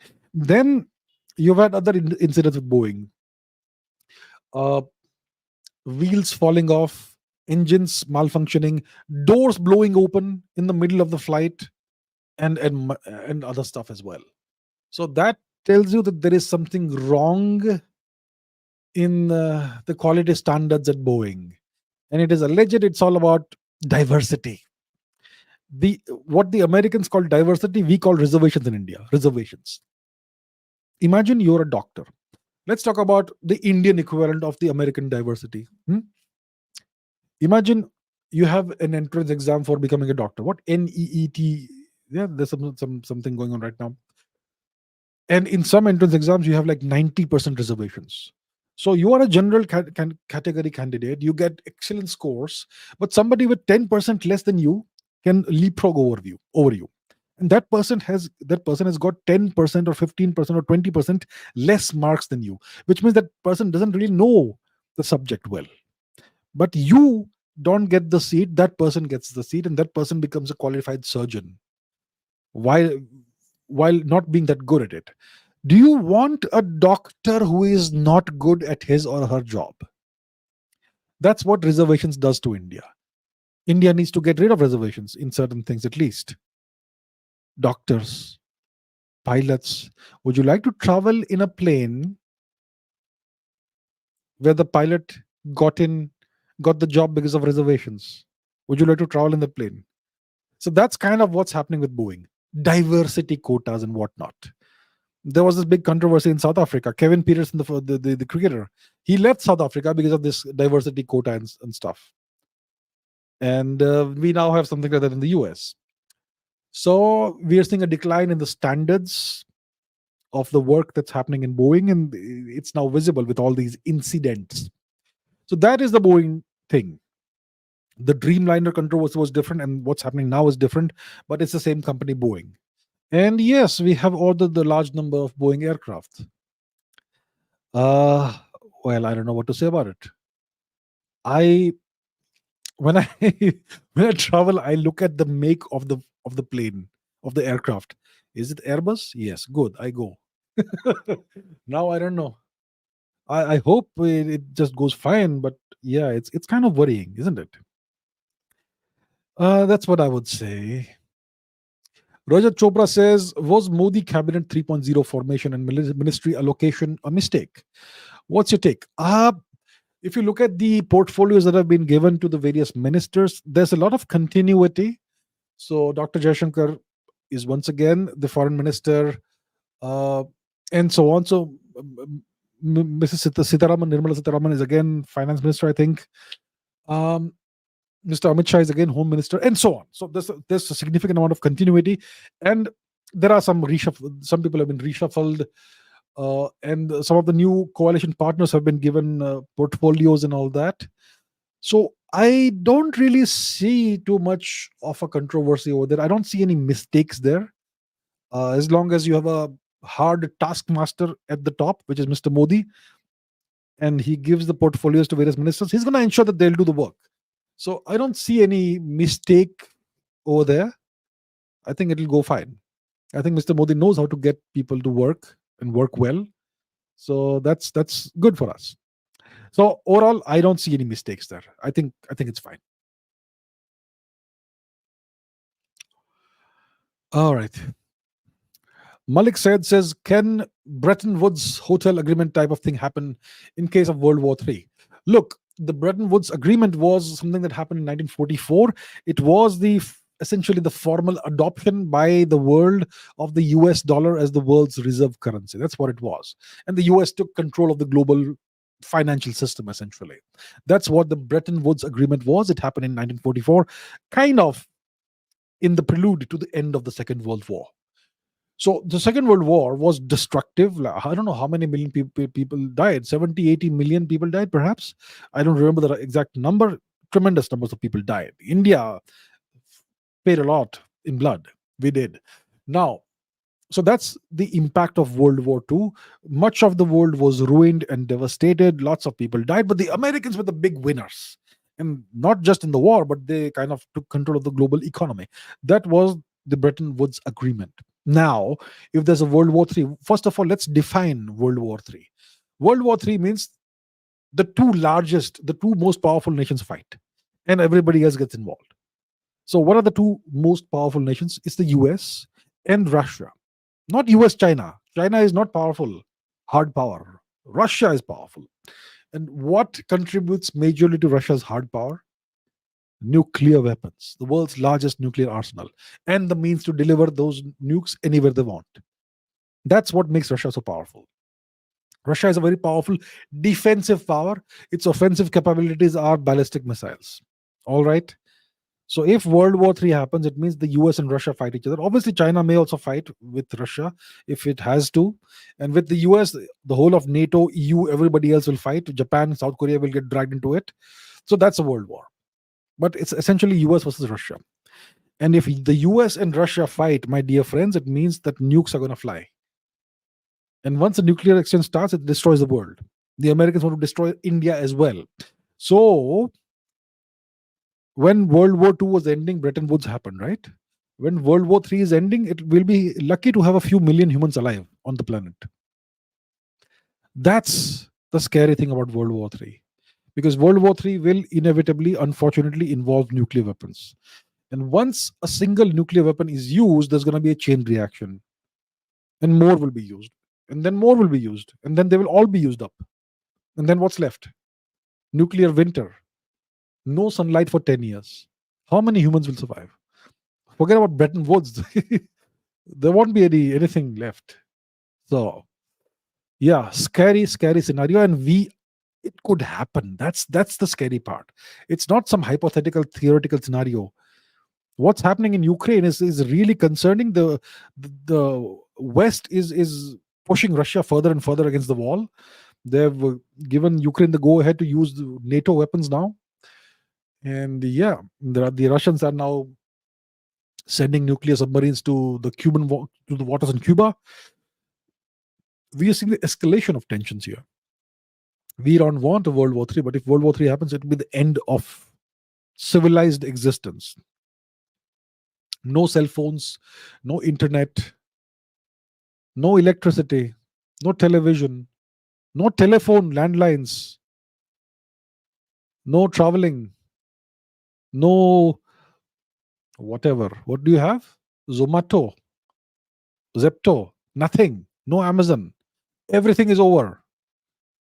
You'll be lucky to be alive. So there won't be any Bretton Woods kind of agreement if World War III happens. There won't be any US left. Okay. Manzil says, as we have the ability to see only a limited section, a limited part of the visible light spectrum, of the light spectrum, of the electromagnetic spectrum, is it possible that any organism might be able to see the high band such as X-ray or gamma rays? We don't know of any organism that can see gamma rays, but there are organisms that can see light in the ultraviolet range of the spectrum and maybe even infrared. So let's see what crows. Okay, let's go to the let's see what some birds look like. Ultraviolet light. So if we look at a crow under ultraviolet light, how do we see crows? Crows are black, right? But some birds have the ability to see in the ultraviolet or whatever frequency range, and to those birds, crows look like that, look like this, iridescent. So yeah, there you go. Crows see the world in this sort of light.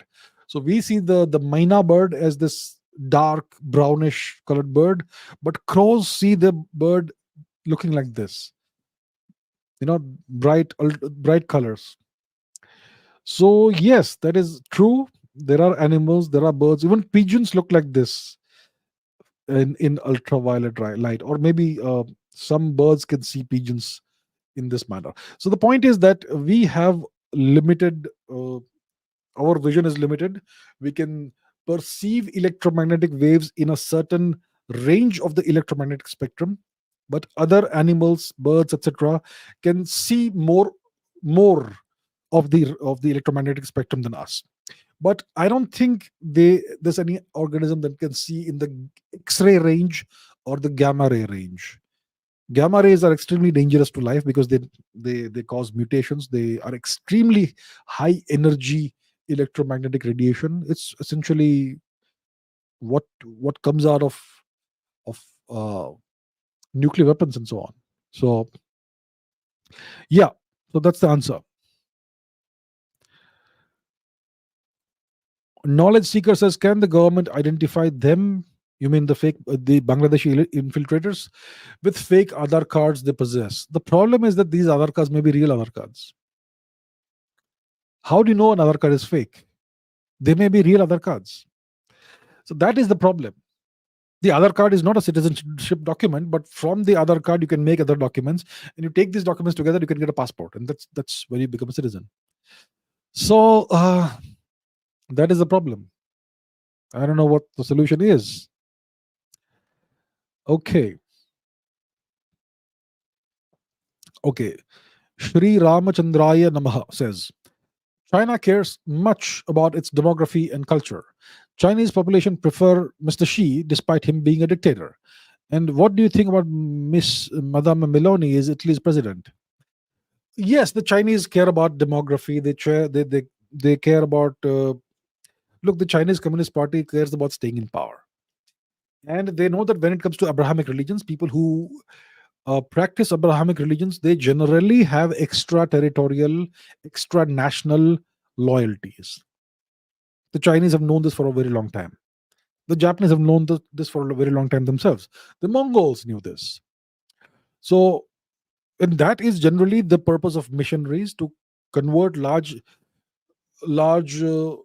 swaths of population, of a nation's population, to their foreign religion, and then use that to do regime change, or get various kinds of benefits. So the Chinese understand this, and that's why they don't tolerate non Chinese religions and all. You know what they've been doing to the Uyghurs. You know how they've been treating the Christians, whatever they have, and so on. They don't see Asian religions as a threat, so they don't do anything against Buddhism. There was some persecution of the Falun Gong people for whatever reason, which is a Chinese thing, which has ties with Buddhism, but there is no persecution of Buddhists or Confucian people or Taoists or whatever, but there is persecution of the Uyghurs and whatever else. So the Chinese government is a dictatorship. Mr. Xi is a dictator. You can consider him to be an emperor, the current emperor of this dynastic cycle. The dynasty is the Chinese Communist Party dynasty, and the succession is non-hereditary. That's how it is. And the Chinese are okay with this. That's historically how China has always been. There's never been democracy in China. Democracy is unnatural to China. It is foreign to China. So the Chinese are fine with having an emperor. What's wrong with having an emperor from their perspective? So they're fine. As long as they get a good life, good living standards, and so on and so forth, why will they complain?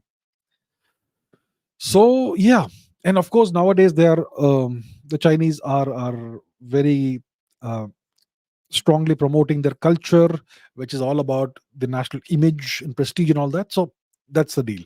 So that's how it is in China. What do I think of Madame Meloni as a Italy president? I think she is a good president. Obviously, she has done nothing about the demographic problems. She has done next to nothing about illegal immigration coming in from certain nations.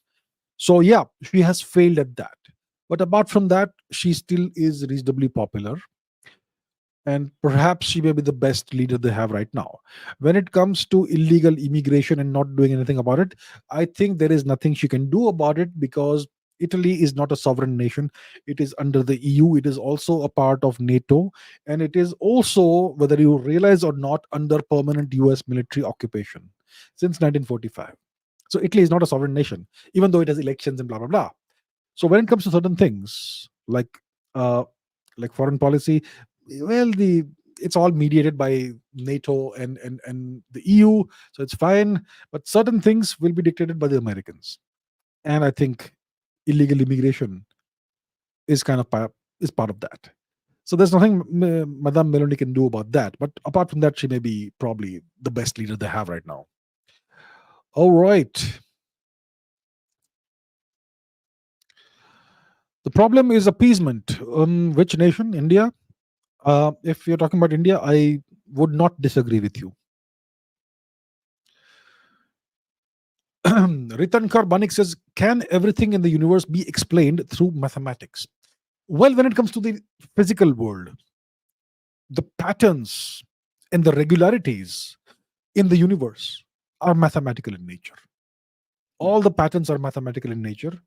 Math is the most parsimonious expression of these patterns and regularities. So, yes, the physical universe, the visible, invisible, physical universe, all of it has mathematics that underlies its functioning. That is true. But when it comes to things like love and the soul and emotions, I don't know whether mathematics is behind that. Okay, I don't know about that. So, yeah, some things we may not comprehend right now. Maybe we are not intelligent enough to comprehend that. But yeah, there you have it. Okay. Bhaskar Kayathwal says, what should be the most appropriate and just response to the Reasi attack according to you?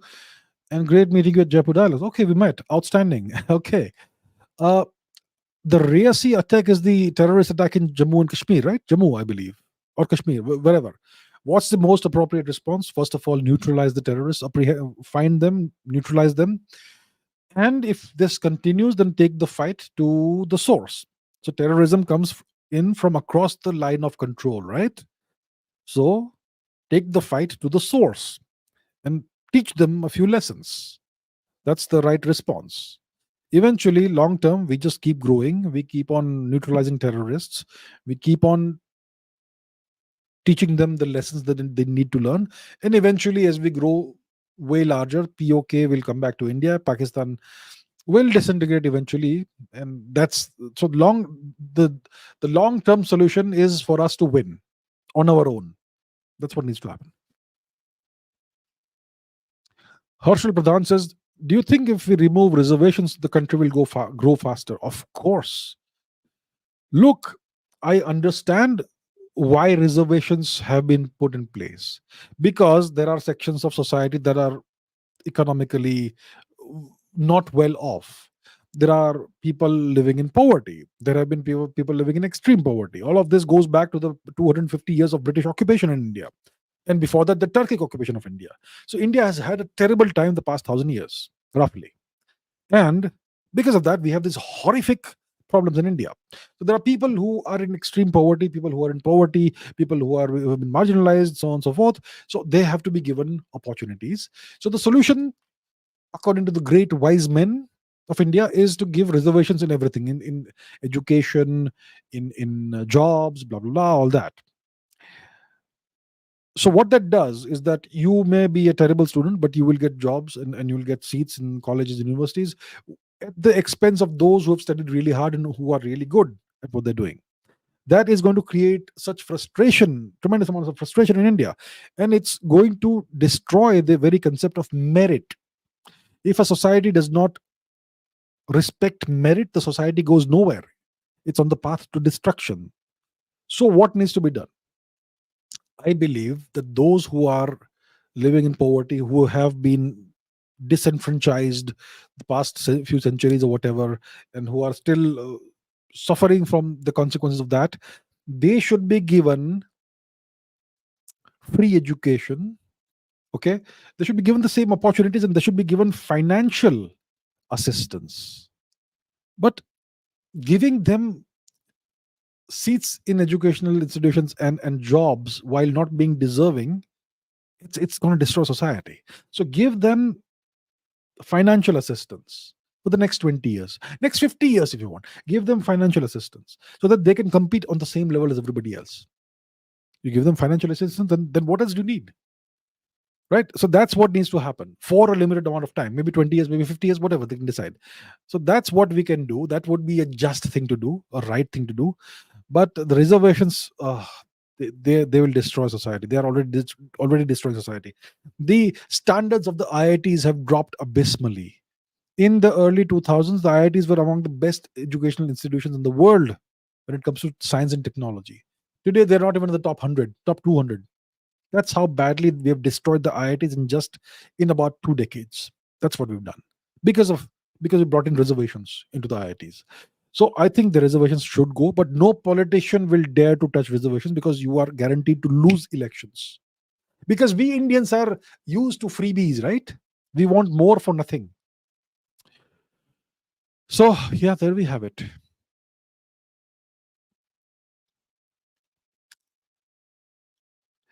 Okay, Dungar Singh Chauhan says, what's the mystery behind the Guna caves? Many people have lost their lives there and not a single trace of them has been found. That's interesting. Never heard of it, but let me go and Google it. Guna caves. What is Guna caves? Okay. Is where? Devil's Kitchen. Okay, so it looks like some place in, where is it? It's in Tamil Nadu. Tamil Nadu. And so I don't know about the story of what happened and what the history is, but as you're saying, many people have lost their lives there and not a single trace of them has been found. So there are some cave systems that are very dangerous for human beings. In some caves you have carbon dioxide. It's fused with carbon dioxide. So you go inside and it may be a deep cave and you lose consciousness and you just drop down god knows how many meters and so on. So there are lots of things. There are certain caves where, well, that's a different story. Ebola and Marburg virus, etc. They also came from some caves in Africa, in the Congo or something. Very dangerous viruses emerged out of certain caves. But that's a disease. When it comes to instant death, like you're saying, it could be because of carbon dioxide or something, or some gas that is prevalent in these caves. I'm just speculating out aloud because I don't know about the story of these caves. So I don't know. I've not heard of these caves. I did not know until I read this question by Dungar Singh Chauhan. But there are caves with in various parts of the world that have this bad reputation of being very dangerous, and there might be good reasons for that. So it's all about patterns, regularities, that certain things, certain conditions may be prevalent in some caves, which are very dangerous to human beings. So either the cave is very narrow and very deep, it's not been explored properly, and people generally go there without proper precautions because it looks innocuous, and maybe in there may be some gas, something that makes you unconscious, and then you fall somewhere deep and you may never be found. That's speculation, I'm saying, but that is plausible. So that's what I can say without knowing anything about the caves. Okay. Richard says, should one start doing a job in their 20s, or just continue learning and upskilling like doing masters from Germany, who's also from a middle class family? Look, what would I do? I'll just say what I would do. I would say just keep on upskilling and all that. It's going to keep on postponing the experience you can get. Um, what matters in life is what you make of it, not how many degrees you get.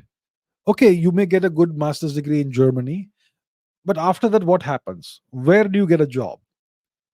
Uh, and a master's degree will take what, 2 years? So 2 years is not that much of a time. You may get good skills, you may get a better degree, and so it's all about what you are able to do with the degree. Does the degree actually add some value to you and help you get a better job, or should you just start off? I would say just start off doing a job and get as much experience as possible, and do a master's degree part time on the side. So you get a master's degree, you get that thing. Obviously, you have to work harder, but yeah, you got to work harder. You can't succeed without working harder than others. Um, I am a big believer in starting to work as soon as possible. Ideally, you should start to work when you're 16, 17, ideally. But the education system is such that you can't do that. You're forced to just keep on studying until you're in the almost mid 20s. Ideally, you should be in the job market by the time you're 16, 17, 18. So I would say, look, if this master's degree that you're referring to, if it gives you great job prospects, guarantees you great job prospects, then you should do it. But if it is like one more thing on one more feather in your cap, but then there is no guaranteed good job placement or whatever, then I think it's a waste of time. You can do a job, start a job right away, and do a master's degree on the side, part time or distance education or whatever. That way, you can even do two master's degrees if you want. So yeah, that's what I would say. It all depends on your specific circumstances, on your past track record, on what the master's degree offers you, and so on. But the rule of thumb, from my perspective, is that you need to be financially independent at as early an age as possible, so that you no longer have to depend on family or relatives or whatever.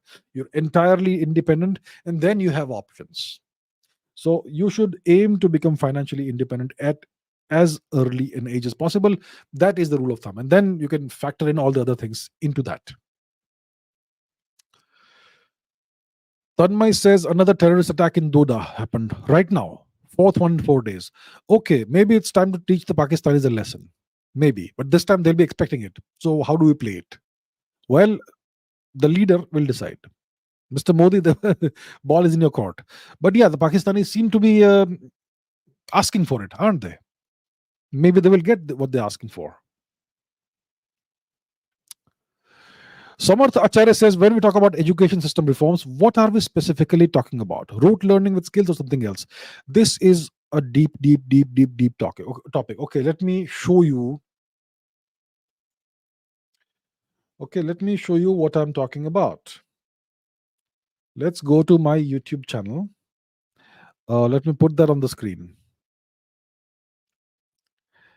And if you want an answer, if you are seriously interested in the answer, then I'll tell you what to look at. Okay. So let's go down. Let's go down. We are looking at an older version of Ask Abhijit, older episodes of Ask Abhijit. 1 second. It's okay. So, uh, okay, episode 28, episode 30, episode 31. These are long episodes of Ask Abhijit dedicated only to education, especially episode 30. If you want the answers, watch the entire episode. Ideally, all three episodes. That's where you will get the answer. I cannot give you an answer in like 30 seconds or 2 minutes. There is so much that is part of education. But yes, rote learning is a huge problem. You don't learn anything through rote learning. Nothing goes in your head. You have to understand concepts and apply those concepts in solving problems. And there's so much more. So those episodes, if you are genuinely interested in knowing the problems of the education system, I have spoken about them. I've also given solutions if somebody wants to implement them, because I understand education. I've been part of the education system for a very, very long time. I've seen it inside out. So I know what the problems are. I've given, I've laid out what the problems are, and I've given solutions if somebody wants to implement them. So watch those episodes. Okay. Muhammad Ismail says, is it true that during Mansa Musa's pilgrimage to Mecca, while in Egypt, he spent so much gold that it diluted its value and plunged Egypt into an economic crisis? That is, I believe that's true. So Mansa Musa was this king in Mali. I forget which century he lived in. It's at a time that is before the European destruction of Africa. So Mali was a very rich kingdom, and he is reputed to have been the world's richest individual. I don't know what was his net worth in today's dollar value, maybe 500 billion or something. Tremendously rich person. Okay. And he went on a pilgrimage to Mecca, and he was just distributing gold dust and whatnot to wherever he was going, in whichever land he was passing through. So he spent a lot of gold in Egypt. He flooded the market in Egypt with so much gold that gold lost its value. It diluted the value. That's how inflation happens. When there's too much of something, then the value goes down. So that's what it did. So yes, Mansa Musa was the world's richest individual. Maybe Elon Musk or somebody may be richer than him today, but he was at that time historically the world's richest ever individual that we know of from a Western perspective. And yeah, so I have a video on Mansa Musa. Let's if you want to see. And some people believe that if Mansa Musa was so rich, how can you claim that India was the richest civilization in the world, right? So yes, Mansa Musa, was Mali Empire richer than India? So I have kind of gone into that myth that because he was the richest man in history, that means that Mali was richer than India. That's the logic that some people use. So I've addressed that in that video. All right. What else?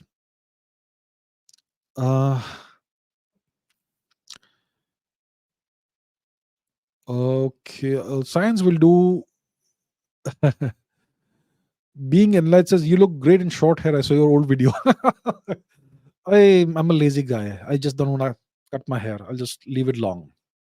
And it looks short from here, right? You don't really see the long hair here. It looks like it's short, so it's fine. It's no problem, right? Okay, science. All right. Today we can take some science. I'm always happy to do that. Gaurav says, gravity is theorized to be a curvature of space-time. But what exactly is space-time? Is it a fundamental entity or an emergent property or something more basic? Space-time is something we can't imagine because it's four-dimensional. We know space, right? 3 dimensions: length, breadth, and height. 3 dimensions. Now add the 4th dimension of time, which we can kind of vaguely perceive, and that becomes a 4-dimensional fabric of space-time. You can't visualize it because we can only visualize 3-dimensional things. But yes, the presence of mass curves space-time, and the curvature of space-time tells mass how to move. So what exactly is space-time is the question here. What exactly is space-time? Is it a fundamental entity or emergent property of something more basic? I would say most likely it depends on which perspective you're looking at. It's probably a fundamental entity. It is the stage on which the universe plays out its role. It's a stage on which the objects in the universe interact. It's a stage, four-dimensional stage. So from that perspective, it's a fundamental entity. It's the very fabric of the universe. From a string theory perspective, M theory perspective, space time is just uh, from look string theory. You can have 10 dimensions, 11 dimensions, 26 dimensions, and and our universe is simply one of the a lower dimensional brain, they say brain membrane within a higher dimensional bulk. So from that perspective, it's not even a fundamental thing. It's something that is lower dimensional than the actual higher dimensional bulk in which the universe exists, and that's something we cannot perceive, and so on. So look, it's all theory, right? When it comes to M theory, string theory, superstring theory, etc., it's all theory. We don't have any evidence of that. But general relativity, we know it works. We have evidence of that. So from the perspective of general relativity, space-time it's a fundamental entity. It's the very fabric and structure of the universe. I have already answered thrust vectoring. Why are you asking again? uh, all right. Getting lots of questions repeated for some reason. Okay, let's go to the very end. Yes.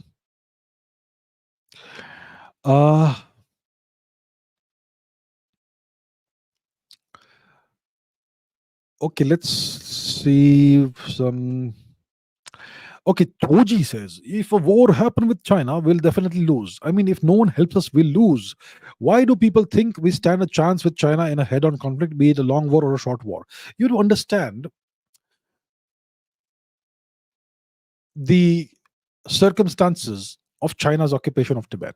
Yet, see, China, I agree, is 4 times more powerful roughly than India from a hard power perspective. 4 times, which means that if we have whatever strength we have, they have 4 times the strength and the resources, roughly. So from that perspective, we stand no chance. But you to understand that they cannot bring all their assets to bear against India if there is a war. First of all, they have so many enemies. They have made enemies everywhere. They are worried about Japan. They're worried about South Korea. They have to bolster North Korea. There is a balance of power they have to maintain. And they have to maintain the balance of power, whatever exists in the South China Sea. They have to keep on encircling Taiwan. They take out all those assets from those places to bring to bear against India. They become vulnerable in those places, which is why out of all of their assets, they can bring in at least, at most, a third or a fourth against us. And those assets are half a continent away. To transport them all the way to the India-Tibet border is going to take a long time and a lot of effort. It's not easy. That's one. Secondly, they have very little lines of communication and supply chains when it comes to Tibet, occupied Tibet. They have maybe 1 or 2 highways that connect Tibet with mainland China and one railway line. That's it. If India takes that out, Tibet is disconnected from China. And then there are problems in Tibet. Tibet is at a very high altitude, which means that fighter planes taking off from there have to take a lower load. But Indian fighter planes just 100 kilometers away can take off with full load. And then the Chinese assets in occupied Tibet are all exposed because there is no forest cover at all. There are lots of advantages India has, which we don't realize. So, if a war happens, India has to ensure, firstly, that it is fought on Chinese occupied Tibetan territory, not Indian territory. You have to take the war to Chinese occupied territory because history tells us, the history of the past 2000 years tells us that China doesn't do well when it has to fight a defensive war. This is a pattern that recurs again and again and again in history. Firstly, take the fight to the Chinese occupied territory. Secondly, the war cannot last long. It has to be a short, sharp war. India has to ensure that. Cut off the Chinese communication lines, the railway line, and the couple of highways. And then let's see what they do. And take out the fighter planes as quickly as possible with missiles. Of course, they also have missiles. It's not as easy as it sounds. And then there is always the last option. The Chinese know they can't afford to tempt India into exercising the last option. The Chinese have spent so much effort, energy, time in building up their economy the last 40 years. You think they're willing to lose that in one shot like that? Of course, if they threaten India beyond a point, India will have to use the last option. China can't afford that. So understand this. India is no pushover.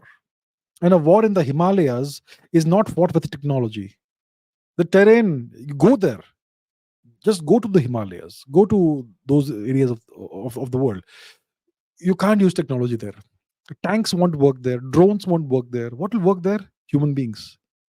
It's about quality of human beings. So India has advantages. You should not be the...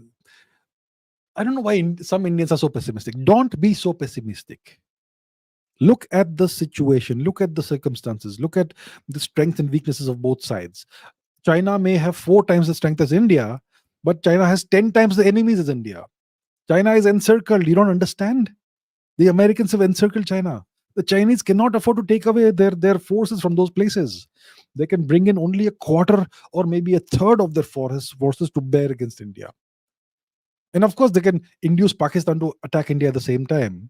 So India will have to face a two-front war situation, but we can deal with Pakistan. And then you deal with China. And you take the fight to their territory. It's easier said than done. I know it's difficult, but the situation isn't as bleak as you make it sound or you imagine it is. Yeah, of course, we'll have our back against the wall. It'll be a difficult task. But yeah, so be it if it happens. And there could be a war with China in the coming years. So India has to militarize. India has to militarize in such a manner that if the Chinese are foolhardy enough to go to start a war against India, they will end up facing a situation they have not expected. Okay.